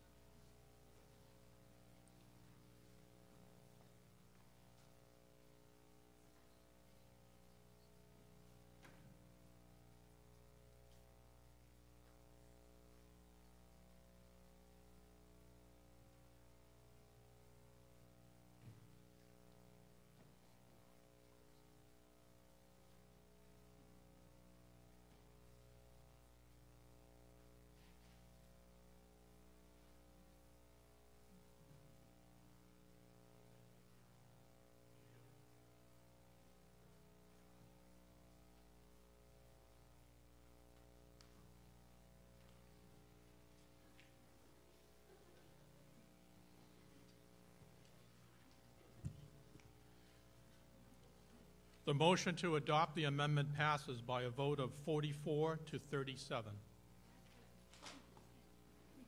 Mrs. Couture, I need a signature.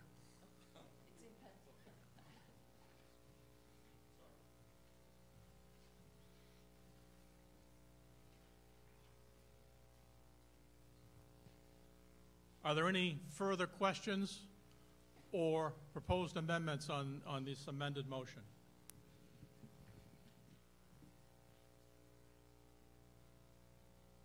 Mr. Reed. Phil Reed, 7 Forest Lane. First of all, I'd like to thank Mr. Cabral for all the work he's done in recognizing problems. Although I don't agree with all of his answers, I certainly appreciate his efforts and outstanding community service in bringing these issues forward. As to the present issue on Article 12, I approve of making the position independent of the fire department. I also approve that the position should be expanded to include the fire inspection so that it's all done by one person. But that's my feelings on it. Thank you. Are there any further questions or any further amendments on this warrant article? Sir. Greg Richardson, 14 Mike Lane. In my professional career, I actually worked for a fire protection company, irrelevant to this, but to say that a few years of classroom training and certification does not make one an expert in an inspection thing. I would not call a plumber to inspect my electrical work. I would not call an electrician to inspect my plumbing. Fire inspections specifically are, the number of NFPA codes is staggering. I work for a fire protection company. I know fire protection engineers very well. It's staggering. And an in-depth knowledge of that is independent from building code and electrical code, national electrical code, which is also an NFPA standard, actually. So combining them all into one position, I think does the citizens, the businesses, the entities of this town a disservice, because no one person is going to really understand the intricacies of all these disparate subject matters. That's my feeling. Thank you. Any further questions or proposals for amendments on this warrant article? Hearing none, then, the warrant article as amended will appear on the ballot.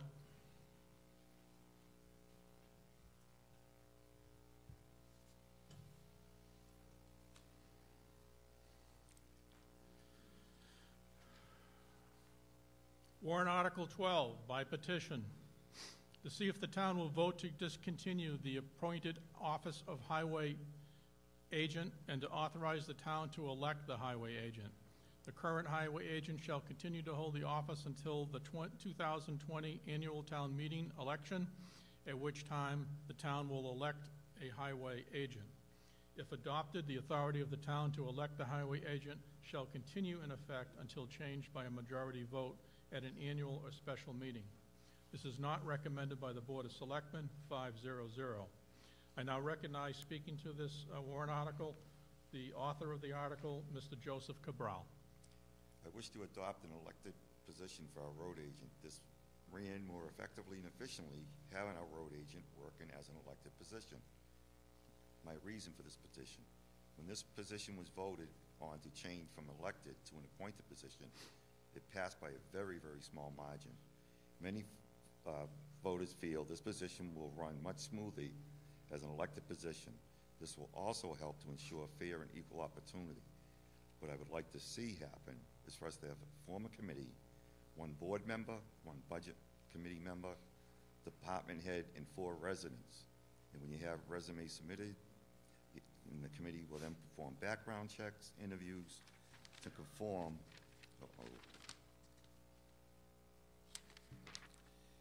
Qualification experience is what our town is looking for. At that point, all qualified applicants will then be placed on the ballot. I now recognize Selectman John Brunel to discuss the article.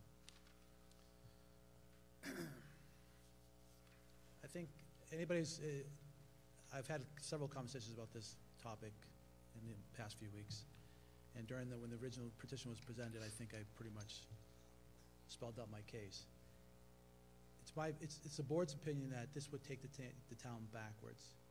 We've had the situation in the past, elected officials were elected based on popularity, not by their skill set, their ability to actually do and function in the job.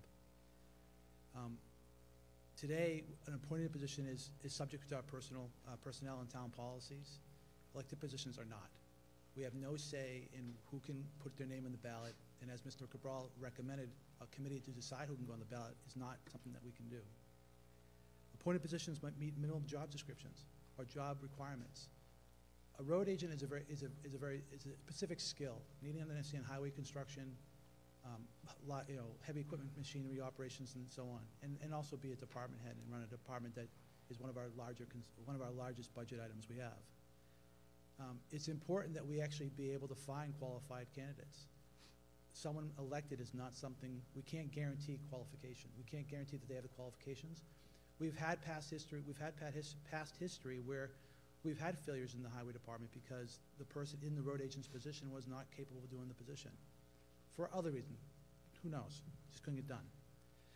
Candidates for the appointed positions are subject to review and input from department heads, from other staff members, and elected positions are not. So going back, when we go off and find a position, whether it's the road agent, fire chief, what should be the next article, we go through an extensive background. We go through an extensive process where we actually vet the applicants, their background, what their skills are, and then we bring them forward. Then the board decides.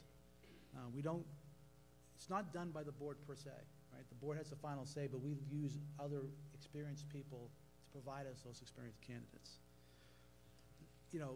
Elected official, again, the Board of Selectmen has the ability to negotiate, wages, benefits, contract periods. Elected official, we do not. So, that's it.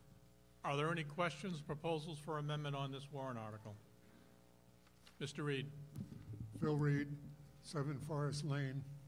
I agree with Mr. Brunel. I think that this position and some other positions have grown to the point where we can't depend on the fact that we have somebody qualified for the job that lives in town, which would be what would be required if this was changed back to an elected position. The job has become much more sophisticated, and as he points out, having Mr. Nice Guy get the vote to have a job doesn't guarantee that that person has properly been vetted to determine whether or not they're actually qualified for the job. And another point, with an appointed position, if the person who we hired to do it drops the ball, they can be fired. You can't fire an elected official very easily. Other questions? Mrs. Couture. I'd like to make a motion for an amendment to see if the town will vote to continue the appointed office of highway agent to allow the hiring of the best qualified personnel. And that would replace the wording, the previous wording. Entirely?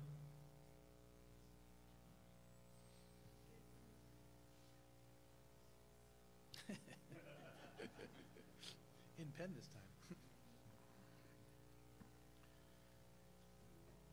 Okay, we have a motion that's an amendment being proposed that would replace the entire warrant article, and the new article would read as follows: to see if the town will vote to continue the appointed office of highway agent to allow the hiring of the best qualified personnel.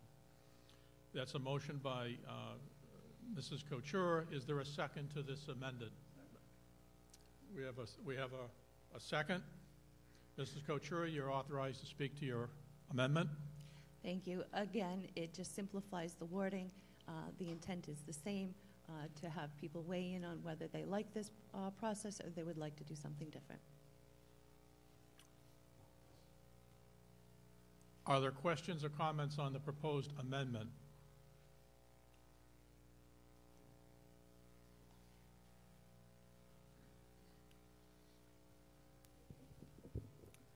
Bill Spencer, Cranberry Lane. I basically don't like to see petition warrant articles amended. I mean, the people put them together. I think they ought to go forward if they make sense. The previous one didn't make sense. This one is very clear. It tells the voters, do you want to have an elected or appointed road agent? I think Mrs. Couture's proposed amendment sort of hides that issue, and I don't think it should be hidden. I think that this article ought to stay just the way it is. Further discussion on the proposed amendment, sir? Brian Hodgkins, Grouse Lane. I too agree. I think the warrant, the article is pretty clear. It's a yes or no. I mean, they took the time to come up with this warrant article. Let the people vote on it. Further discussion, further comments? Ma'am? Olga McSorley, 3 Perry Court. I'm actually encouraged to hear kind of a trend going ahead of me here. With all due respect to Mrs. Couture, the proposed amendment completely changes the tenor and the purpose of the petitioner's submission. And I can envision, if this is the pattern proposed for the next petition article as well, that people will read these at Election Day and wonder what is even the purpose? Why are these even here? Again, to respect the process, if a person's come in and taken the time to craft a petition, I understand proposing amendments for clarity of the petitioner's intent, but not to completely change the purpose of that petitioner's actions. Thank you. Any further comments or any further discussion on this proposed amendment? Mrs. Couture. Just again, to clarify, this is not to change it, and it doesn't change it. It's asking if people want to continue. Again, as previously, if the answer is yes, then they've weighed in on it. If the answer is no, then that gives notice to the selectmen that they need to come back next year with a plan of how to proceed. Further comments? Sir? Pete Salidas, 31 Pearson Street. I just want to echo Mr. Brunel's sentiment and add something. You know, Mr. Cabral wants to have a committee. Having a committee doesn't help determine who's going to run. So you're going to have someone run that's going to get elected by popularity. We're lucky to have a road agent that knows what he's doing, but that's not always going to be the case. So we're going to get someone that doesn't know what they're doing, and we're going to limit ourselves by the town population instead of getting the best candidate available. Further questions? Hearing none, are you ready for the amendment? The amendment, to remind you again, would read as follows. It would replace the entire verbiage of Article 12 as it exists now and would amend it to read as follows. To see if the town will vote to continue the appointed office of highway agent to allow the hiring of the best qualified personnel. All those in favor of adopting the amendment, please say aye. Aye. All those opposed? No. Okay, let's start standing again, folks. All those in favor of the amendment, please stand. Mr. Moderator, I request a secret ballot on this article. I'm sorry, there's a vote already taken to request a secret ballot. You need the signatures of at least 7 people.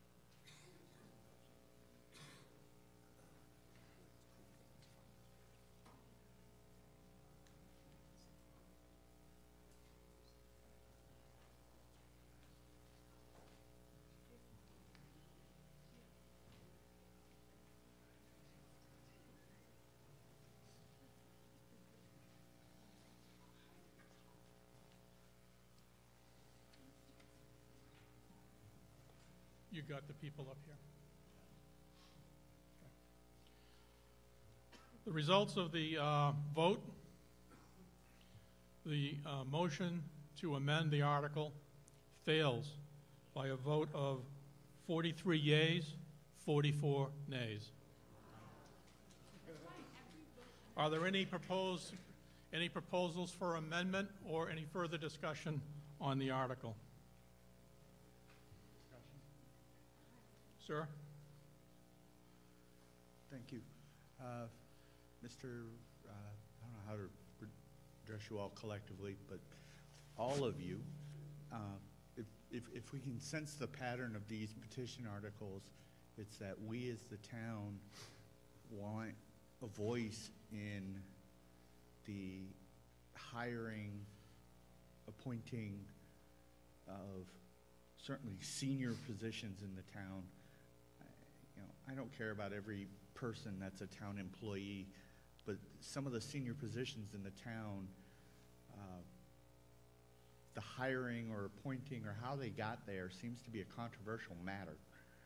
And we as citizens would like to have some more say in it, whether it's by committee of reviewing the group of applicants or whatever the appropriate due process is for that. Even a meet and greet public meeting. We've had several motions for hold at least 2 public meetings. We want to be involved. There's a concern of net. Sir, if you can put your remarks towards this article. Okay, towards this article. There's concern that, the hiring of a specific individual for a specific position, in this case, the highway agent, that it may involve a good old boy network, somebody known by, a friend of a friend or a friend of the board or something, that we, the citizens, we want to be involved in the hiring or appointing of senior positions in the town. Thank you. Further questions? Can I, Ma'am? could I respond? Selectman Brunel, you may respond. Yeah, I want to kind of follow up. With regards to the road agent's position, when it went from elected to appointed, we were lucky to have a very qualified elected road agent. And that gentleman has been carrying that job. He's been doing the job for about 10 years in the function he's been in. When we go through a hiring process, it is done based on a committee, and there are opportunities to have community input. The challenge with hiring somebody is that there could be candidates coming forward for the position that have other positions, and that puts their other current positions at risk. So there is that sort of behind the scenes, we find the qualified candidates, but there is always that opportunity for public input. There is usually a committee of the board and other subject matter experts. And if there's someone in the community that wants to be involved in that kind of thing, I think there will be those opportunities. But I wanted to make sure you understood that in this case, in the road agent, he went from elected to appointed, and we brought him over because he was a qualified candidate. We were just lucky he lived in town also. Okay? I'm going to close it off right now. I'm not going to have a running debate going on, okay? You've made your points. I gave Selectman Brunel an opportunity to make his points. I now have people waiting here to talk to this warrant article, so I'd like to be able to make sure everybody gets their opportunity. Ma'am? Nicole, 4085 Page Road. I'm just wondering legally, is this enforceable, that this change would happen in 2020? Yes. Do you have a follow-up? Just also on it, just the way that if it's not recommended by the Board of Selectmen, shouldn't it be 050? No, No. The vote was to not recommend, so it's 500 not to recommend. Yeah, it's confusing. That's your government Diane at work. Plansky, 144 Talent Road. There's been talk that is not on the petition, but has been mentioned by Mr. Cabral, that they would, before they put someone on the ballot, form a committee that would interview these people, but the election process doesn't allow that. The election process is, I'm going to run for an office, and I'm going to get my name put on there. And at that point, there's no resume other than whether you know them or not. And we were really, really lucky with Jack. We went from voted to appointed, and we knew what we were getting. We were extremely lucky, but I don't know whether that luck would hold. Oh, no. I just don't know if it would, I don't know if our luck would hold with that. And this scares me because I think that we could very well end up in a situation where a very important job isn't being done correctly. And I think that we need that job done. Further questions or further comments? Hearing none. The warrant article as petitioned will appear on the ballot as submitted.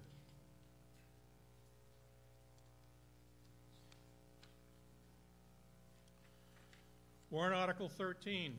Hang in there, folks. We got two more. Warrant Article 13, by petition, to see if the town will vote to reverse the appointed office of part-time fire chief to an elected position. The current fire chief shall continue to hold the office until the 2020 annual town meeting election, at which time the town will elect a part-time fire chief. If adopted, the authority of the town to elect the fire chief shall continue in effect until changed by a majority vote at an annual or special meeting. This is not recommended by the Board of Selectmen, 5-0-0. And I'm recognizing to speak to this article, Mr. Tim Hebert. Oh, no, Tim's not going to be here, so I'm going to have to take it. Okay. I will now recognize Mr. Cabral to speak to the article. Okay. The purpose for the article: to hire a fire chief within our town that understands and shares our tax burden, who does not require the yearly salary the current Board of Selectmen approved. This will also help ensure fair and equal opportunities, help to build better communication between the fire chief and our community, help to keep the taxpayers informed of spending, and allow for the taxpayers to work with our governing body and fire chief to bring the way our fire department operates in line with other communities of our population, not the larger ones they always are using like Nashua, Bedford, Hudson, and Manchester. Our reason for this petition: several taxpayers feel that spending for the management of this department is getting out of hand. Having the highest paid part-time fire chief along with bonuses, merit increases are not okay with some taxpayers.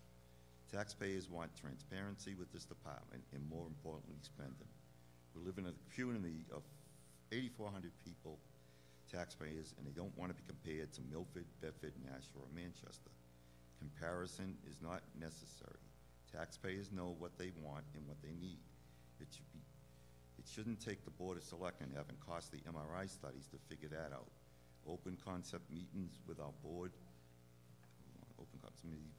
and fire chief is what is suggested. What I'd like to see happen is for us to have a committee with one budget, one selectman, 4 residents, go through the same thing I mentioned already. No sense in going through that whole thing. So. Okay, I now recognize Selectman John Brunel to speak to this warrant article. I think, just as the last article, there's similar concerns, right? So an elected position, again, can be someone could be elected that's based on a popularity contest, not skilled, not qualified to be a fire chief. The elected fire chief could place Litchfield's firefighters in an awkward position where the good old boy network, to your point earlier about the friends of the friends kind of thing. An appointed fire chief is subject to the town policies and personnel policies. Elected position, I said earlier, is not. Appointed chiefs must meet minimum job standards and qualifications. An elected official cannot. We can't enforce qualifications. Even if you did a committee, you can't enforce it. Someone can sign up for election and get elected. An appointed chief is subject to review for criminal history, driver records, financial records, professional background. Elected positions are not. Again, goes back to getting a qualified person. Candidates for a chief can be subject to review, input by department heads, staff, residents, peer panels. Elected officials aren't. As I talked about earlier, when we hired our existing fire chief, we went through that process. It was a multi-month process where we went through oral boards, experts helping us identify what the qualifications required, and then the board finally made a decision to hire the current chief today. You mentioned in his statement, he mentioned cost. The fire chief is paid $45 an hour, compared to our plow truck drivers are paid $45 an hour.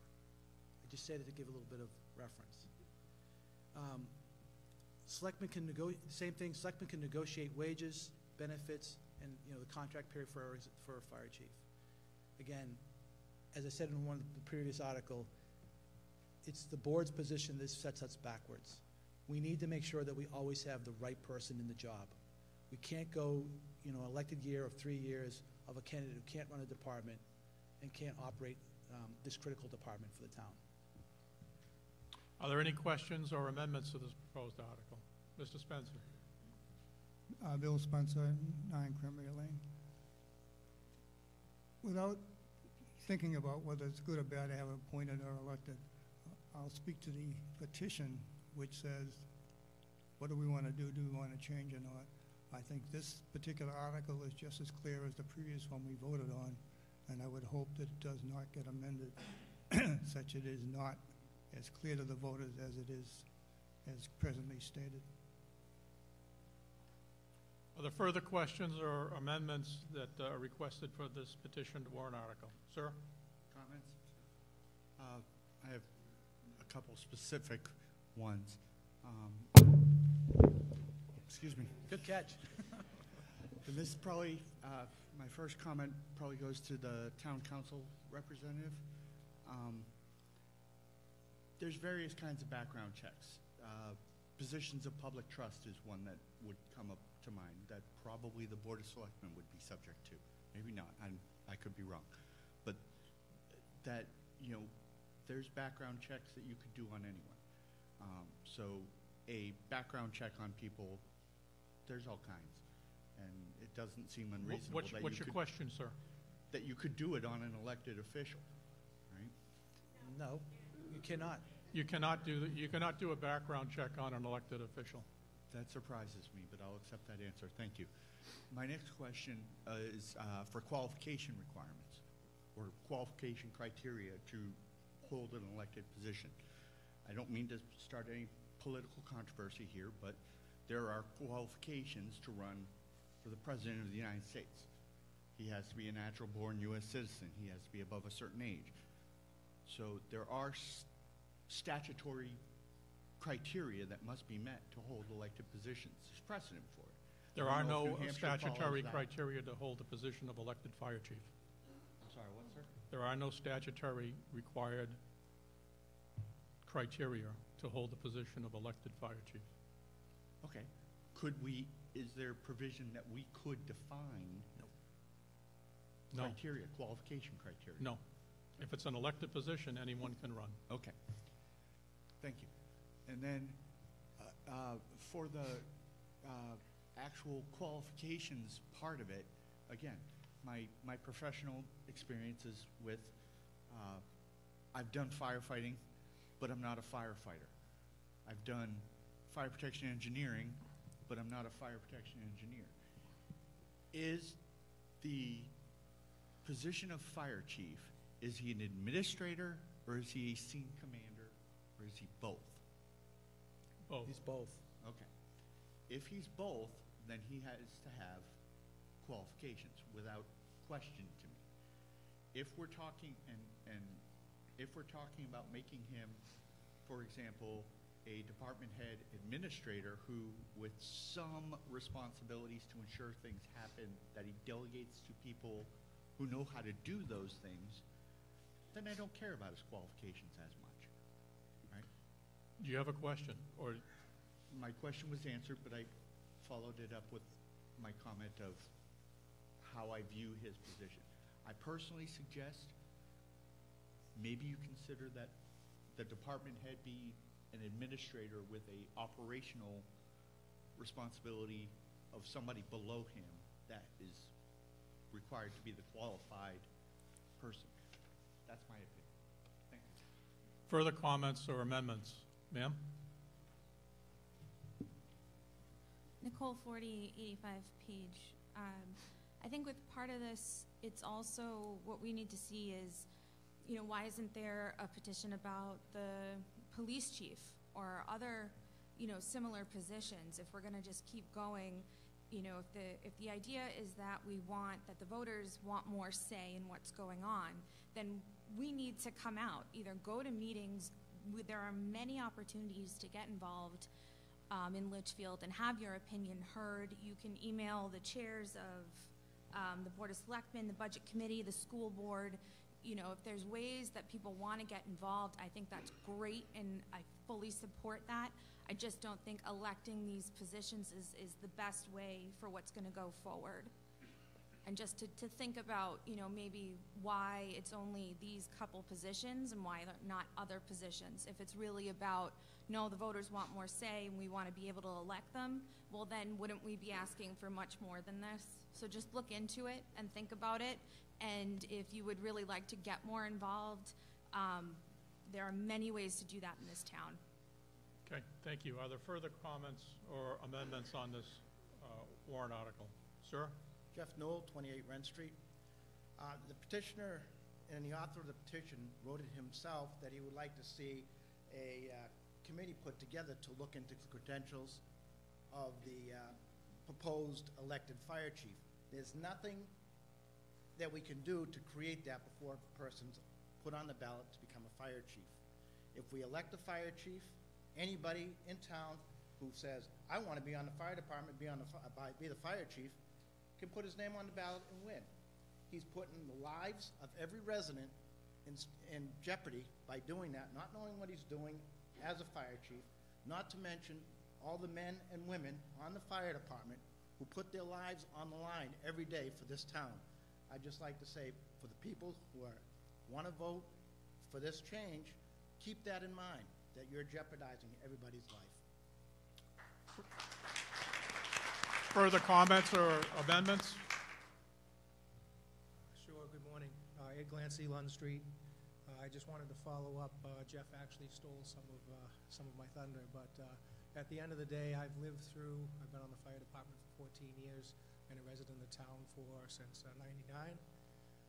Here to tell you that I've lived through the elected fire chief position as well as appointed. Appointed for us has brought us from a qualifications perspective much further than we've been, because the Board of Selectmen have spent the time to interview qualified candidates for the position. At the end of the day, to further just facilitate what Jeff had said, there are safety concerns for all of you as well as us on scene, and it's not an administrative position. There are plenty of times when our fire chief shows up and will help with the command of a less than optimal situation. So qualifications for fire chief is very important for this town. So I would ask that we do not support Article 13 and we stay with an appointed fire chief. Thank you. Further comments? Amendments? Hi, Jason Hubbard, 29 Woodhawk Way. I just wanted to, one, reiterate what the last two people said. I've been on the fire department for 8 years, and going backwards to an elected fire chief is absolutely the wrong move. Appointed chief has brought so many more qualifications and so much more training to the department. And in addition, to the commenters saying that they wanted to have a say in these key positions, we do get a say. We get a say in that we elect the Board of Selectmen to represent us. They then go and do the interviews. They interview the most qualified candidates. The town itself can't conduct an interview process. It's a popularity contest, and people who understand politics and know how to run a campaign are the ones that are going to win, not the most qualified candidates. These petition articles do not have the best interests of the town in mind. Thank you.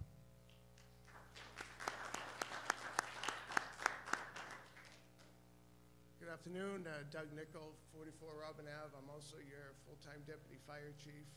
I've served the community for over 32 years. I've been full-time now for 29 years. I've started out as a firefighter. I was a lieutenant for 7 years. I was a captain for 17 years. And I have been your deputy fire chief for 4 years. That's all a progression to get us in a leadership role and to build the department so that when the fire chief leaves or somebody behind, that we have that leadership behind there to come up to the next level. When you elect a fire chief, you have nobody with qualifications. We have had an elected fire chief in the past that had an entry-level fire certification and wasn't even an emergency medical technician, which we all are now, leading your department. It's a very unsafe thing to do. In the last 7 years, we have an appointed fire chief that has the highest qualifications, some of them in the nation, and you're paying that extra money, the $45 an hour you're paying somebody that's never driven a plow truck to facilitate and be the CEO of the fire department and oversee 32 guys that are putting their lives on the line for you. And to me, to want to go back to an elected position is foolish. Thank you.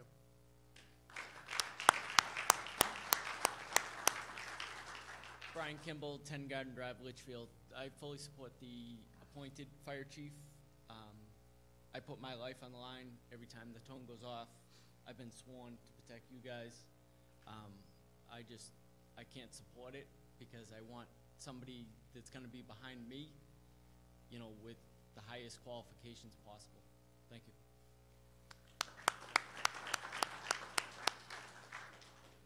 .240 Charles Bancroft Highway, Derek Earl. I've been on the department on and off since '98, so I have also seen both sides of this. And when we have an elected position, it's very inconsistent. They come, they go, but we're still here, and we still need to protect you. And our safety, along with your safety, should be your #1 priority. With them appointed, they're vetted, and they can follow through with what they initially said they were going to do. Ray Thomas, 323 Charles Bancroft. Could you I'm sorry, if you could repeat your name again, please. Ernest Thomas. Thank you. I am a certified firefighter. I have a career level firefighter. I've taken other classes, and if you change this position, you would have an unqualified person in the role of chief. Most of them don't have EMS, incident command system stuff. The ones that do are the highest qualified people.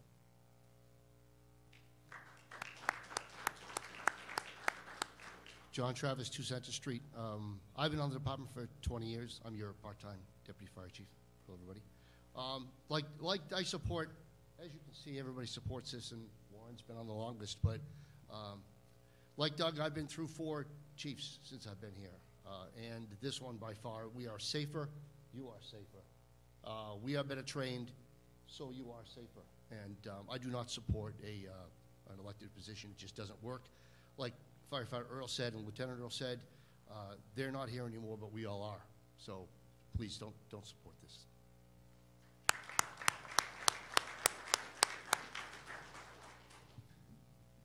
Warren Adams, 507 Charles Bancroft Highway. Been on this department for over 50 years. And I've seen elected fire chiefs, and I've seen some good ones and some that I would be afraid to have my house burning or be in the house and worry about somebody coming and get me.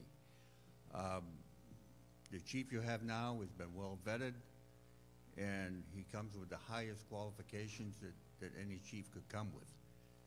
I've experienced over the radio, in other words, on the fire department, listening to viewing the fires, and you hear screaming and yelling. I mean, it's almost like deer in the headlights when they see a big blaze in front of them, and they start screaming. They go out of sight. Either that or have another chief from another department, another town come and run their fire, and that's the very wrong thing to do. And I have listened, like with this chief, very, very calm through the whole process, placed all the trucks and all the equipment and all the people in the right position, which was the Wilson fire, which was a potential for a disaster. And I was very impressed with him, with it, and I'm still very impressed with him. My question is, why do you want to go back to the 80s and jeopardize? You're going to ruin the fire department as you know it right now. The members, you get the wrong person in there, they're all going to leave. And they're dedicated firemen, It takes hours upon hours upon hours of training to even be level 1, and a lot of them are the higher levels. EMTs, it's a lot of time that they put their own time into in order to get trained to help the town of Litchfield. I joined with the idea that I wanted to help the town of Litchfield, and I think I have. And my question is, I guess, why do you want to go back and to chaos, everything chaotic in the town? And I've seen it both ways, and believe me, you don't want to go back. Thank you.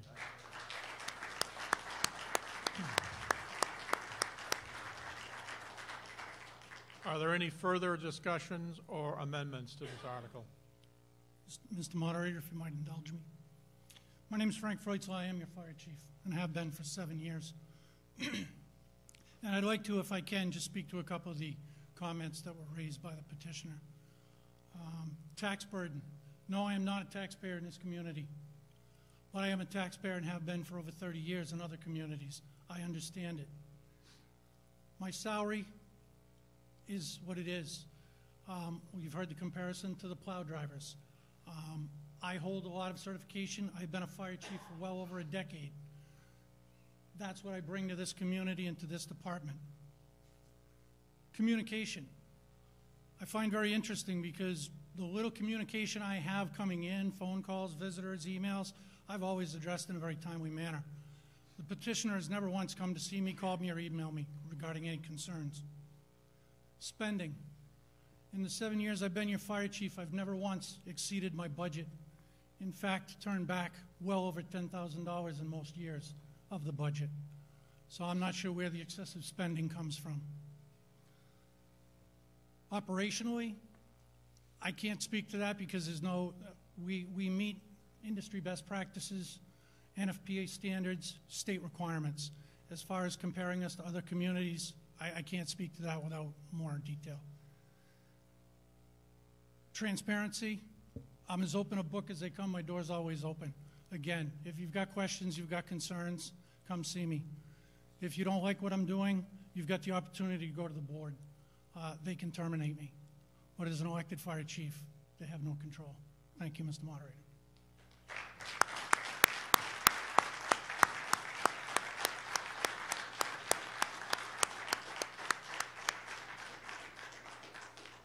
Are there any other comments or amendments to this warrant article? Thank you. Jason Brennan, 23 Aldridge Street. I just wanted to publicly thank the fire department for their dedication to this town, and I stand behind you after listening to this today. Thank you very much.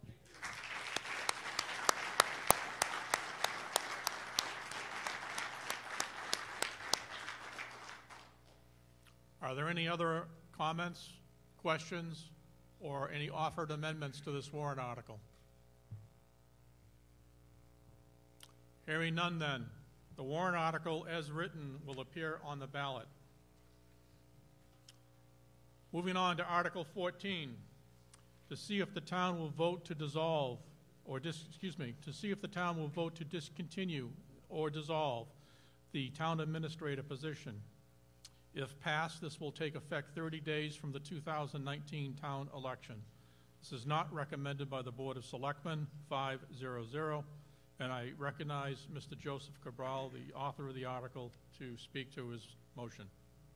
Purpose of the petition. This will save taxpayers a yearly salary of close to $100,000 and approximately $30,000 in benefits. The Board of Selectmen will then be responsible for their own administrative duties once again, and will be asked to go back to every Monday night Board of Selectmen meeting. Since the Board of Selectmen have handed some of the responsibilities over to the town administrator, there have been several issues.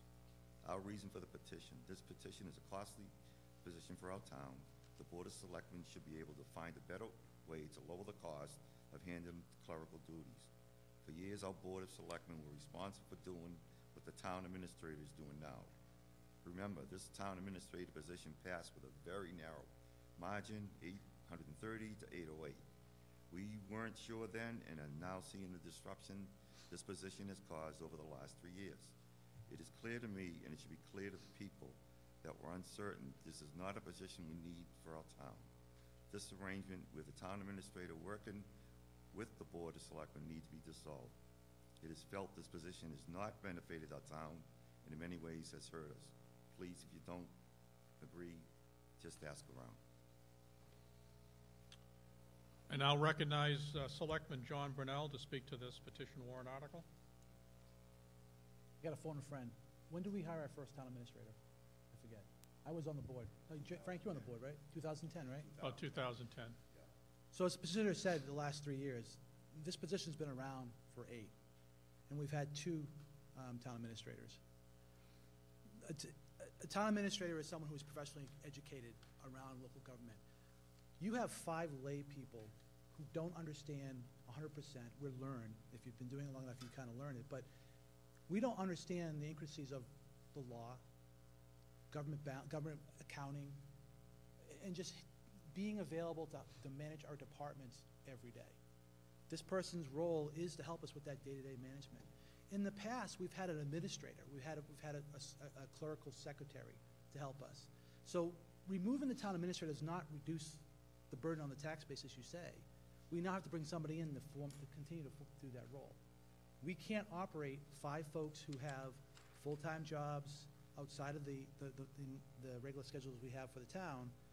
We can't do all the clerical stuff during the business day. But we have to have somebody who can help and be our hands and our eyes and so on. That administrator helps us carry out our policies and the things that we set and the vision that we set going forward. They're there to help our elected officials, our committees, our other department heads and residents in business. Going back to the theme that I've heard a couple petitions, if you have a concern, you can come to the office, talk to the town administrator, obviously reach out to us too. They're there to hear about those concerns. Good and bad too, by the way. The town administrator helps us prepare our budget. That budget process starts in July sometimes and goes on until now. And for a lot of times, I served on the budget committee several years and been part of the budget process for several years. That could be a 5-night-a-week exercise. This person helps us formulate those numbers, works with the department heads to formulate a good, viable budget for those departments, and helps present it to the Board of Selectmen. In years past, we've had, the budget process was different for everybody we worked with. Every department had presented it a different way. This role has helped us organize it so that it's very streamlined and it's very consistent and done the same way every year, so it makes it a lot easier for us to review. If you look at the town budget, you can actually see what's going on in the town budget. It's very clear. Again, responsible for all of our public notices, meeting agendas, does all sort of the clerical stuff that we still would have to have done. Is done by this role also. They're fiscally accountable. They help us keep our town finances straight. Works with the treasurers, our finance department, and all the department heads to make sure the budget's in sign. They also help us with applying for grants and administrating those grants. If you think about the episode around the PFOA that happened several years ago, if it wasn't for the town administrator, we wouldn't have been able to have all those public meetings and all that communications. He helped us stay on top of what was going on. He helped us stay focused on the challenges and working with the community to make sure their concerns were heard by us, but also by the offenders of this and by the companies that were helping us in the state. He also, again, helps us manage our people and our staff. He's there every day. We can't be. If people know me, I'm probably in and out of town hall every day. But not all of us have that opportunity to do that. So he's there and he sees the town administrator's role is to help us, like I said, manage those folks, understand what's going on, the interactions, and things that we stay on, kind of stay on track. Again, he also helps us with developing our ordinances, our policies, again, keeping us legally sane and straight. So, again, by eliminating the town administrator role does not help the tax base because we have to bring somebody in to help us. Whether we go back to meetings that are every week or not, doesn't change it. Because the job that we do as the Board of Selectmen is not those 2 meetings you see us do every month on public TV. We have other things we do. I spend a significant amount of time in other committees. Other members spend a significant amount of time in other committees too. It's just not about that one meeting. And to kind of mimic or kind of put out to the audience, the comment about feedback and being involved, I would beg you to come to a meeting and talk. I would ask you to reach out to your Board of Selectmen. any member, the town administrator, and provide us feedback. Again, good and bad. We don't see it very often. Just like the fire chief noted, you know, come and talk to us. If you have a problem with something that was going on, that was done or said, come and talk to us. There are many opportunities to come in and talk about different policies that we're discussing. We don't get a policy one day and vote yay.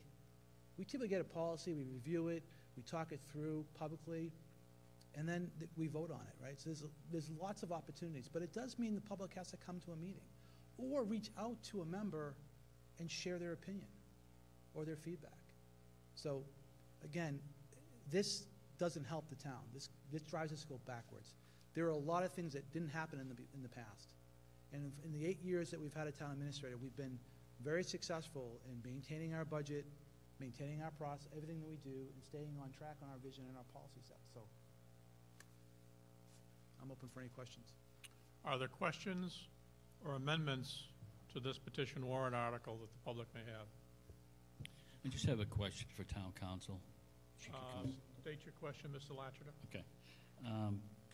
This article says that if passed, this will take effect 30 days from the 2019 general election. If you look under RSA 37:15, it states specifically this is the second Tuesday of April. This exceeds that. I'm just wondering if that's an issue. If town council would like to respond.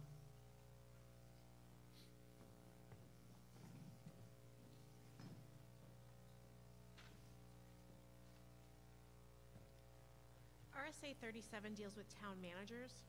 Mr. Brown is not a town manager, he's a town administrator. Okay. So RSA 37 does not apply to this article. Okay. I thought when I saw it, it said town administrator too, but It does not. my fault. Okay, thank you. Ma'am? Can I ask you to take off your moderator's hat? No. Can you be a citizen for a second? Because I know that you served the board prior to a town administrator coming on board. And I wanted to ask you, I know that you were one of our best there, that you were a workhorse. And I'm blushing. What did it used to be like before you had a town administrator? Ma'am, I'm not sure it's appropriate that I, as a moderator, get into arguing one way or the other on a warrant article. I can tell you that as a selectman, I did put in significant time dealing with day-to-day activities of the town, and it required a large portion of my time on a daily basis to accomplish that. That's about the best I can say.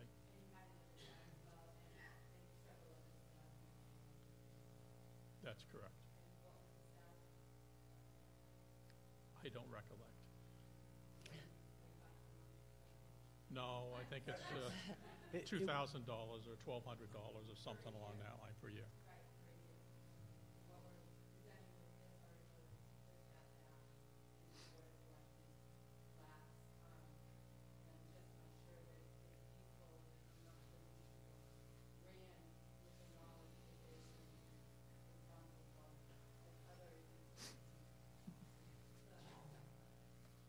Other questions or amendments on the petition warrant article? Cindy Couture, 41 Stark Lane. I'd like to offer an amendment to see if the town will vote to continue to support the town administrator position. Do you have that written and signed?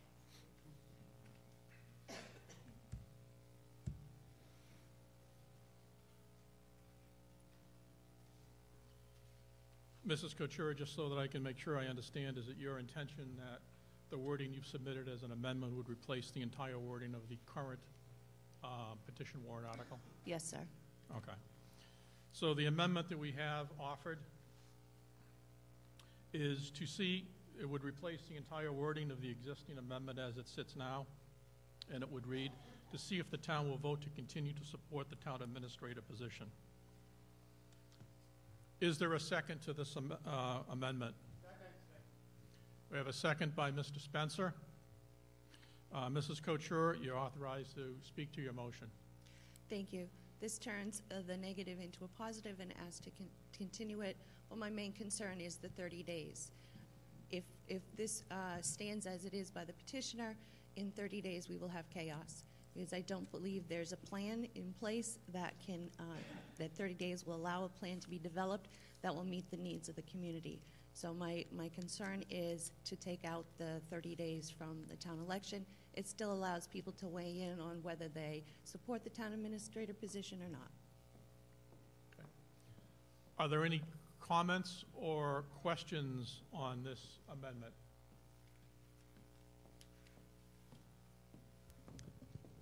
Bill Spencer, Cranberry Lane. This is a special day for me because I'm going to agree with Cindy once again. This petition is just, it's not workable, and 30 days is crazy by itself. And everything you heard about what the town administrator does in terms of taking the workload off of the Board of Selectmen is right on. So I think her amendment is the right way to go, and just move forward with it. Town Council, do you have something you want to say? If I might briefly, just so everyone's aware, this would be an advisory article regardless of which way it's written, because the staffing, fulfilling the staffing needs of the town is something within the jurisdiction of the Board of Selectmen. So again, it would be one of those articles that would tell the Board of Selectmen what you would like, but it would not be binding. Further comments or further questions on this amendment? Sir?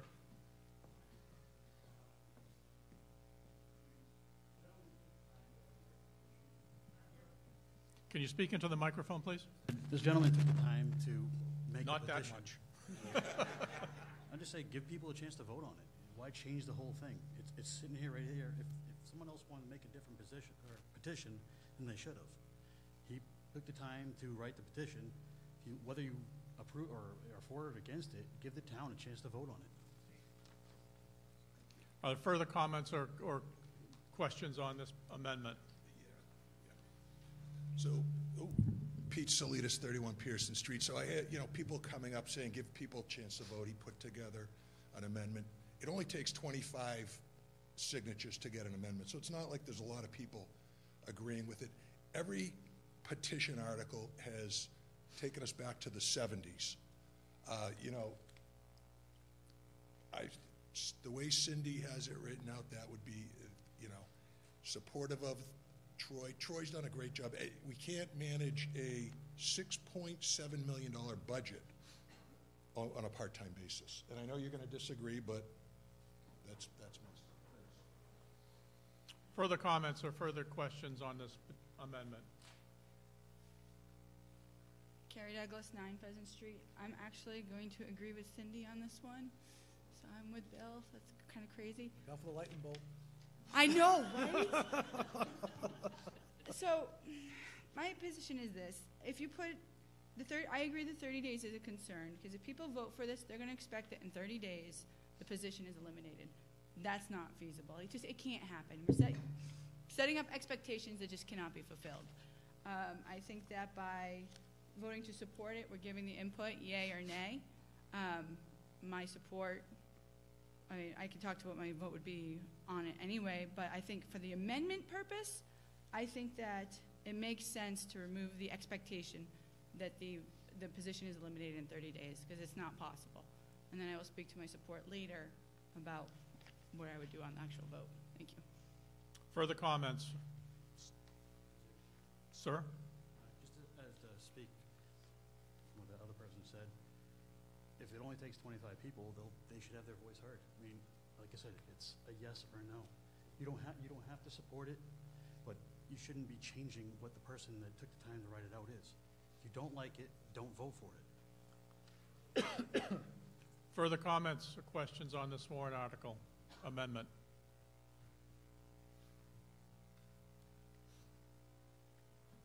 Are you coming down for a comment? Okay. Step right up. Okie dokie. Jason Brennan, 23 Aldrich Street. To me, the way that this article was written, it was personal. It felt personal to me, saying that you're going to be terminated within 30 days. So I thought that was a little bit much. The town administrator's position is extremely important, and we're really put at risk without having a town administrator. We're not a town of 2,000 people anymore. and being run by volunteers, running a town with a $6.7 million budget, being run by volunteers is a little bit much. I've worked in town government nearly my entire life as a municipal consultant. And town administrators deal with carrying out the directives set forth by the Board of Selectmen, dealing with the day-to-day requests of citizens, negotiating contracts, grant writing, dealing with legal counsel, going to meetings during the day when most of the meetings happen, dealing with state and federal reporting, dealing with things like the PFOA issue. Now, if I remember about 10 to 15 years ago when I was on the planning board, don't quote me on this, but there are EPA mandates for stormwater management that Litchfield has to adhere to. We dropped the ball 10, 15 years ago on that. We didn't deal with our federal reporting because people that were in charge were volunteers. The town was fined thousands of dollars because we did not adhere to EPA requirements regarding stormwater mitigation. Having Troy, having a town administrator around, they deal with that type of stuff. We reduce our risk. That's kind of the key point there. I also find it funny that the petitioner is pretty liberal with the time of the current Board of Selectmen, saying we're going to add more meetings to you. Most of the meetings that the town administrator deals with are during the day. So, I mean, it's difficult for folks that have full-time jobs to manage a town of this size. So, unfortunately, we're really not in 1980 anymore. We'd be hard-pressed to find any other community in New Hampshire, at least southern New Hampshire, with a population of over 5,000 people that doesn't have a town administrator. So with that, I'm against this article. I'm for, with what Cindy's saying, against the article the way it was originally written. Thank you. Further comments or further questions?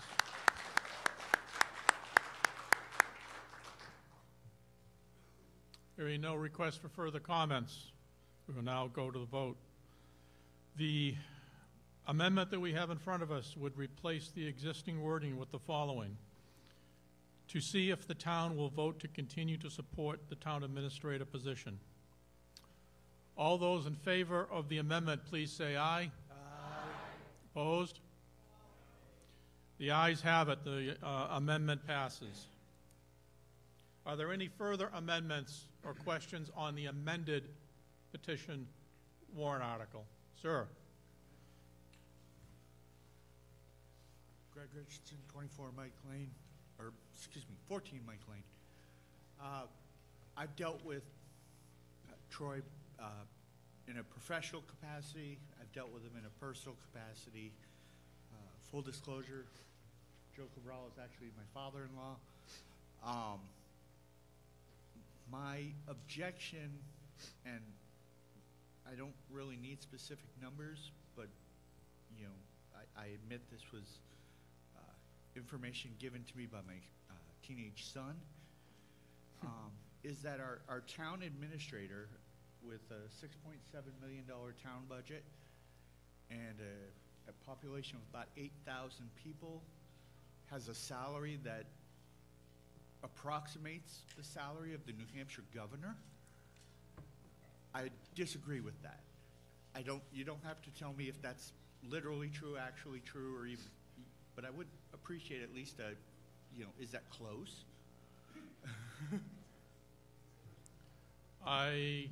While I served on House Finance, I don't recollect the governor's salary, to be honest with you. Yeah. My son told me it was the New Hampshire governor's salary was something on the order of $132,000 a year. Can you address to this amended warrant article that we have your comments, please?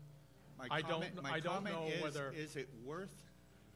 If we have to have a town administrator, and that sounds like that's a Board of Selectmen position, is it worth a salary near what we pay the governor, because that's a tax burden to me?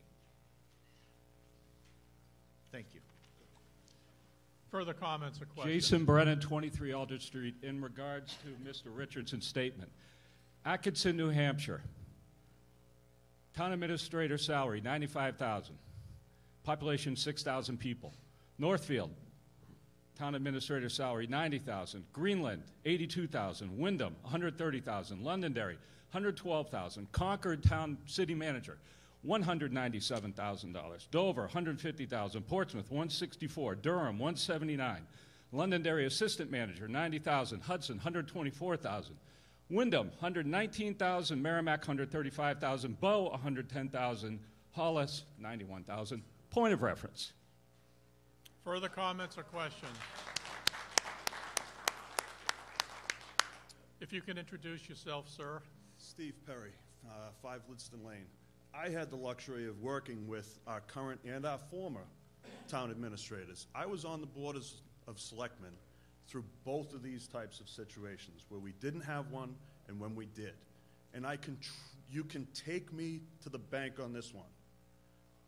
This man spent probably 40 hours a week when he was trying to run this town as the chairman of the Board of Selectmen. When I took over as chairman, I had a small transition period where I had to do it. And then we had Jason Hoke, who was our first administrator, come in, which was a godsend. The thing that people don't understand is it's easy to say that these people are taking your money and they're spending it wherever. But if you got more involved, you would know exactly what's going on. The Budget Committee monitors every dollar spent year after year. Maybe they don't have the right to say anything about it as it's happening because they give the budget and that's their last say. But they're going to see it year after year and how it goes. So, having a town administrator is priceless because as someone like myself, I'm an hourly employee.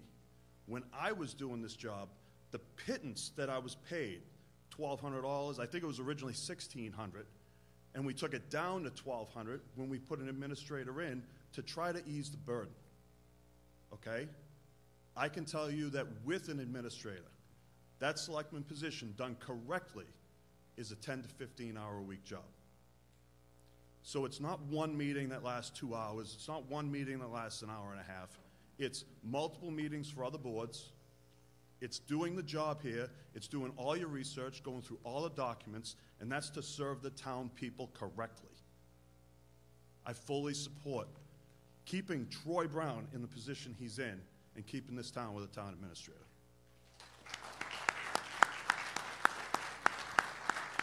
Further comments or amendments, sir? I just want to please add to my original comment. Go ahead. Thank you. I would like to clarify. I've worked with Troy I've interacted with Troy professionally. I've interacted with him personally. I like the guy. I found him to be great at his job, right? My objection was about salary. Mr. Brennan addressed and gave me some reference points that I'll have to consider. But I do want to say, I do agree with an administrator position as a valuable thing. My consideration was purely a salary tax burden question. Thank you. Further comments? Ma'am? Carrie Douglas, 9 Pheasant. I said I'd be back to speak my support, so here I am. I was actually one of the people who voted against the introduction of the town administrator. So when we talked the numbers, and in my experience of having seen it work, I would probably change my vote if it was put back. Actually, I will change my vote because I will vote in favor of this. As a taxpayer or resident, when you see something that needs to be an issue, like I had a plow who pulled the water main off of my cul-de-sac, I knew who I could call. If I had to deal with the Board of Selectmen, and I love most of you, would I have to wait till a Monday evening to have to come before you and say, hey, I have a problem with my water main, and then who to contact? I mean, I had a person I knew who to contact, and it was addressed fairly quickly. I mean, if I had to go to, again, Board of Selectmen, you guys do a lot, and you're involved in a lot, but it would have been a hassle to try to get that thing fixed. So I appreciate, from a new perspective, that we need that position, and I truly hope that people support it because, yes, there is a cost, but there's also a savings. When he is able to put a vision to where we're going to go, look at how things are going to be done, run the town more efficiently, and come up with ideas that people on the Board of Selectmen, without the same level of expertise, would be able to see. So to have a single point of contact for the taxpayer and a single vision, help drive the vision, I think is invaluable for this town. So thank you. Further comments or questions or any further amendments? Mr. Spencer. First of all, I'd like to congratulate Mr. Byron on his job today. I think he's done a super job.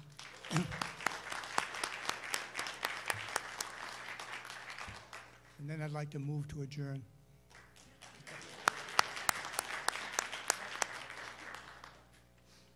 Okay, any other questions, comments, or amendments? Hearing none then, the warrant article as amended will appear on the ballot that you will see. So this brings us up to the end of this.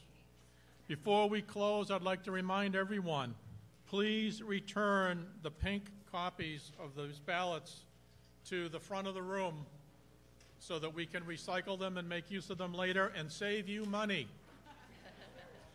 Warrant articles as discussed tonight will appear on the ballot as written, or if they were amended, they will appear as amended. The next deliberative session is going to be at the school next weekend. It'll be on the 9th of February at 10 a.m. where we will be discussing the school, and Mr. Reagan will be back, so you'll be happy to know.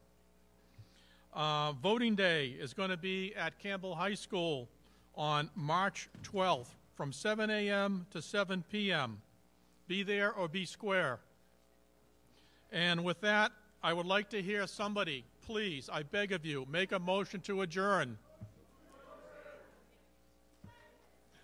Is there a second? All those in favor? We're adjourned.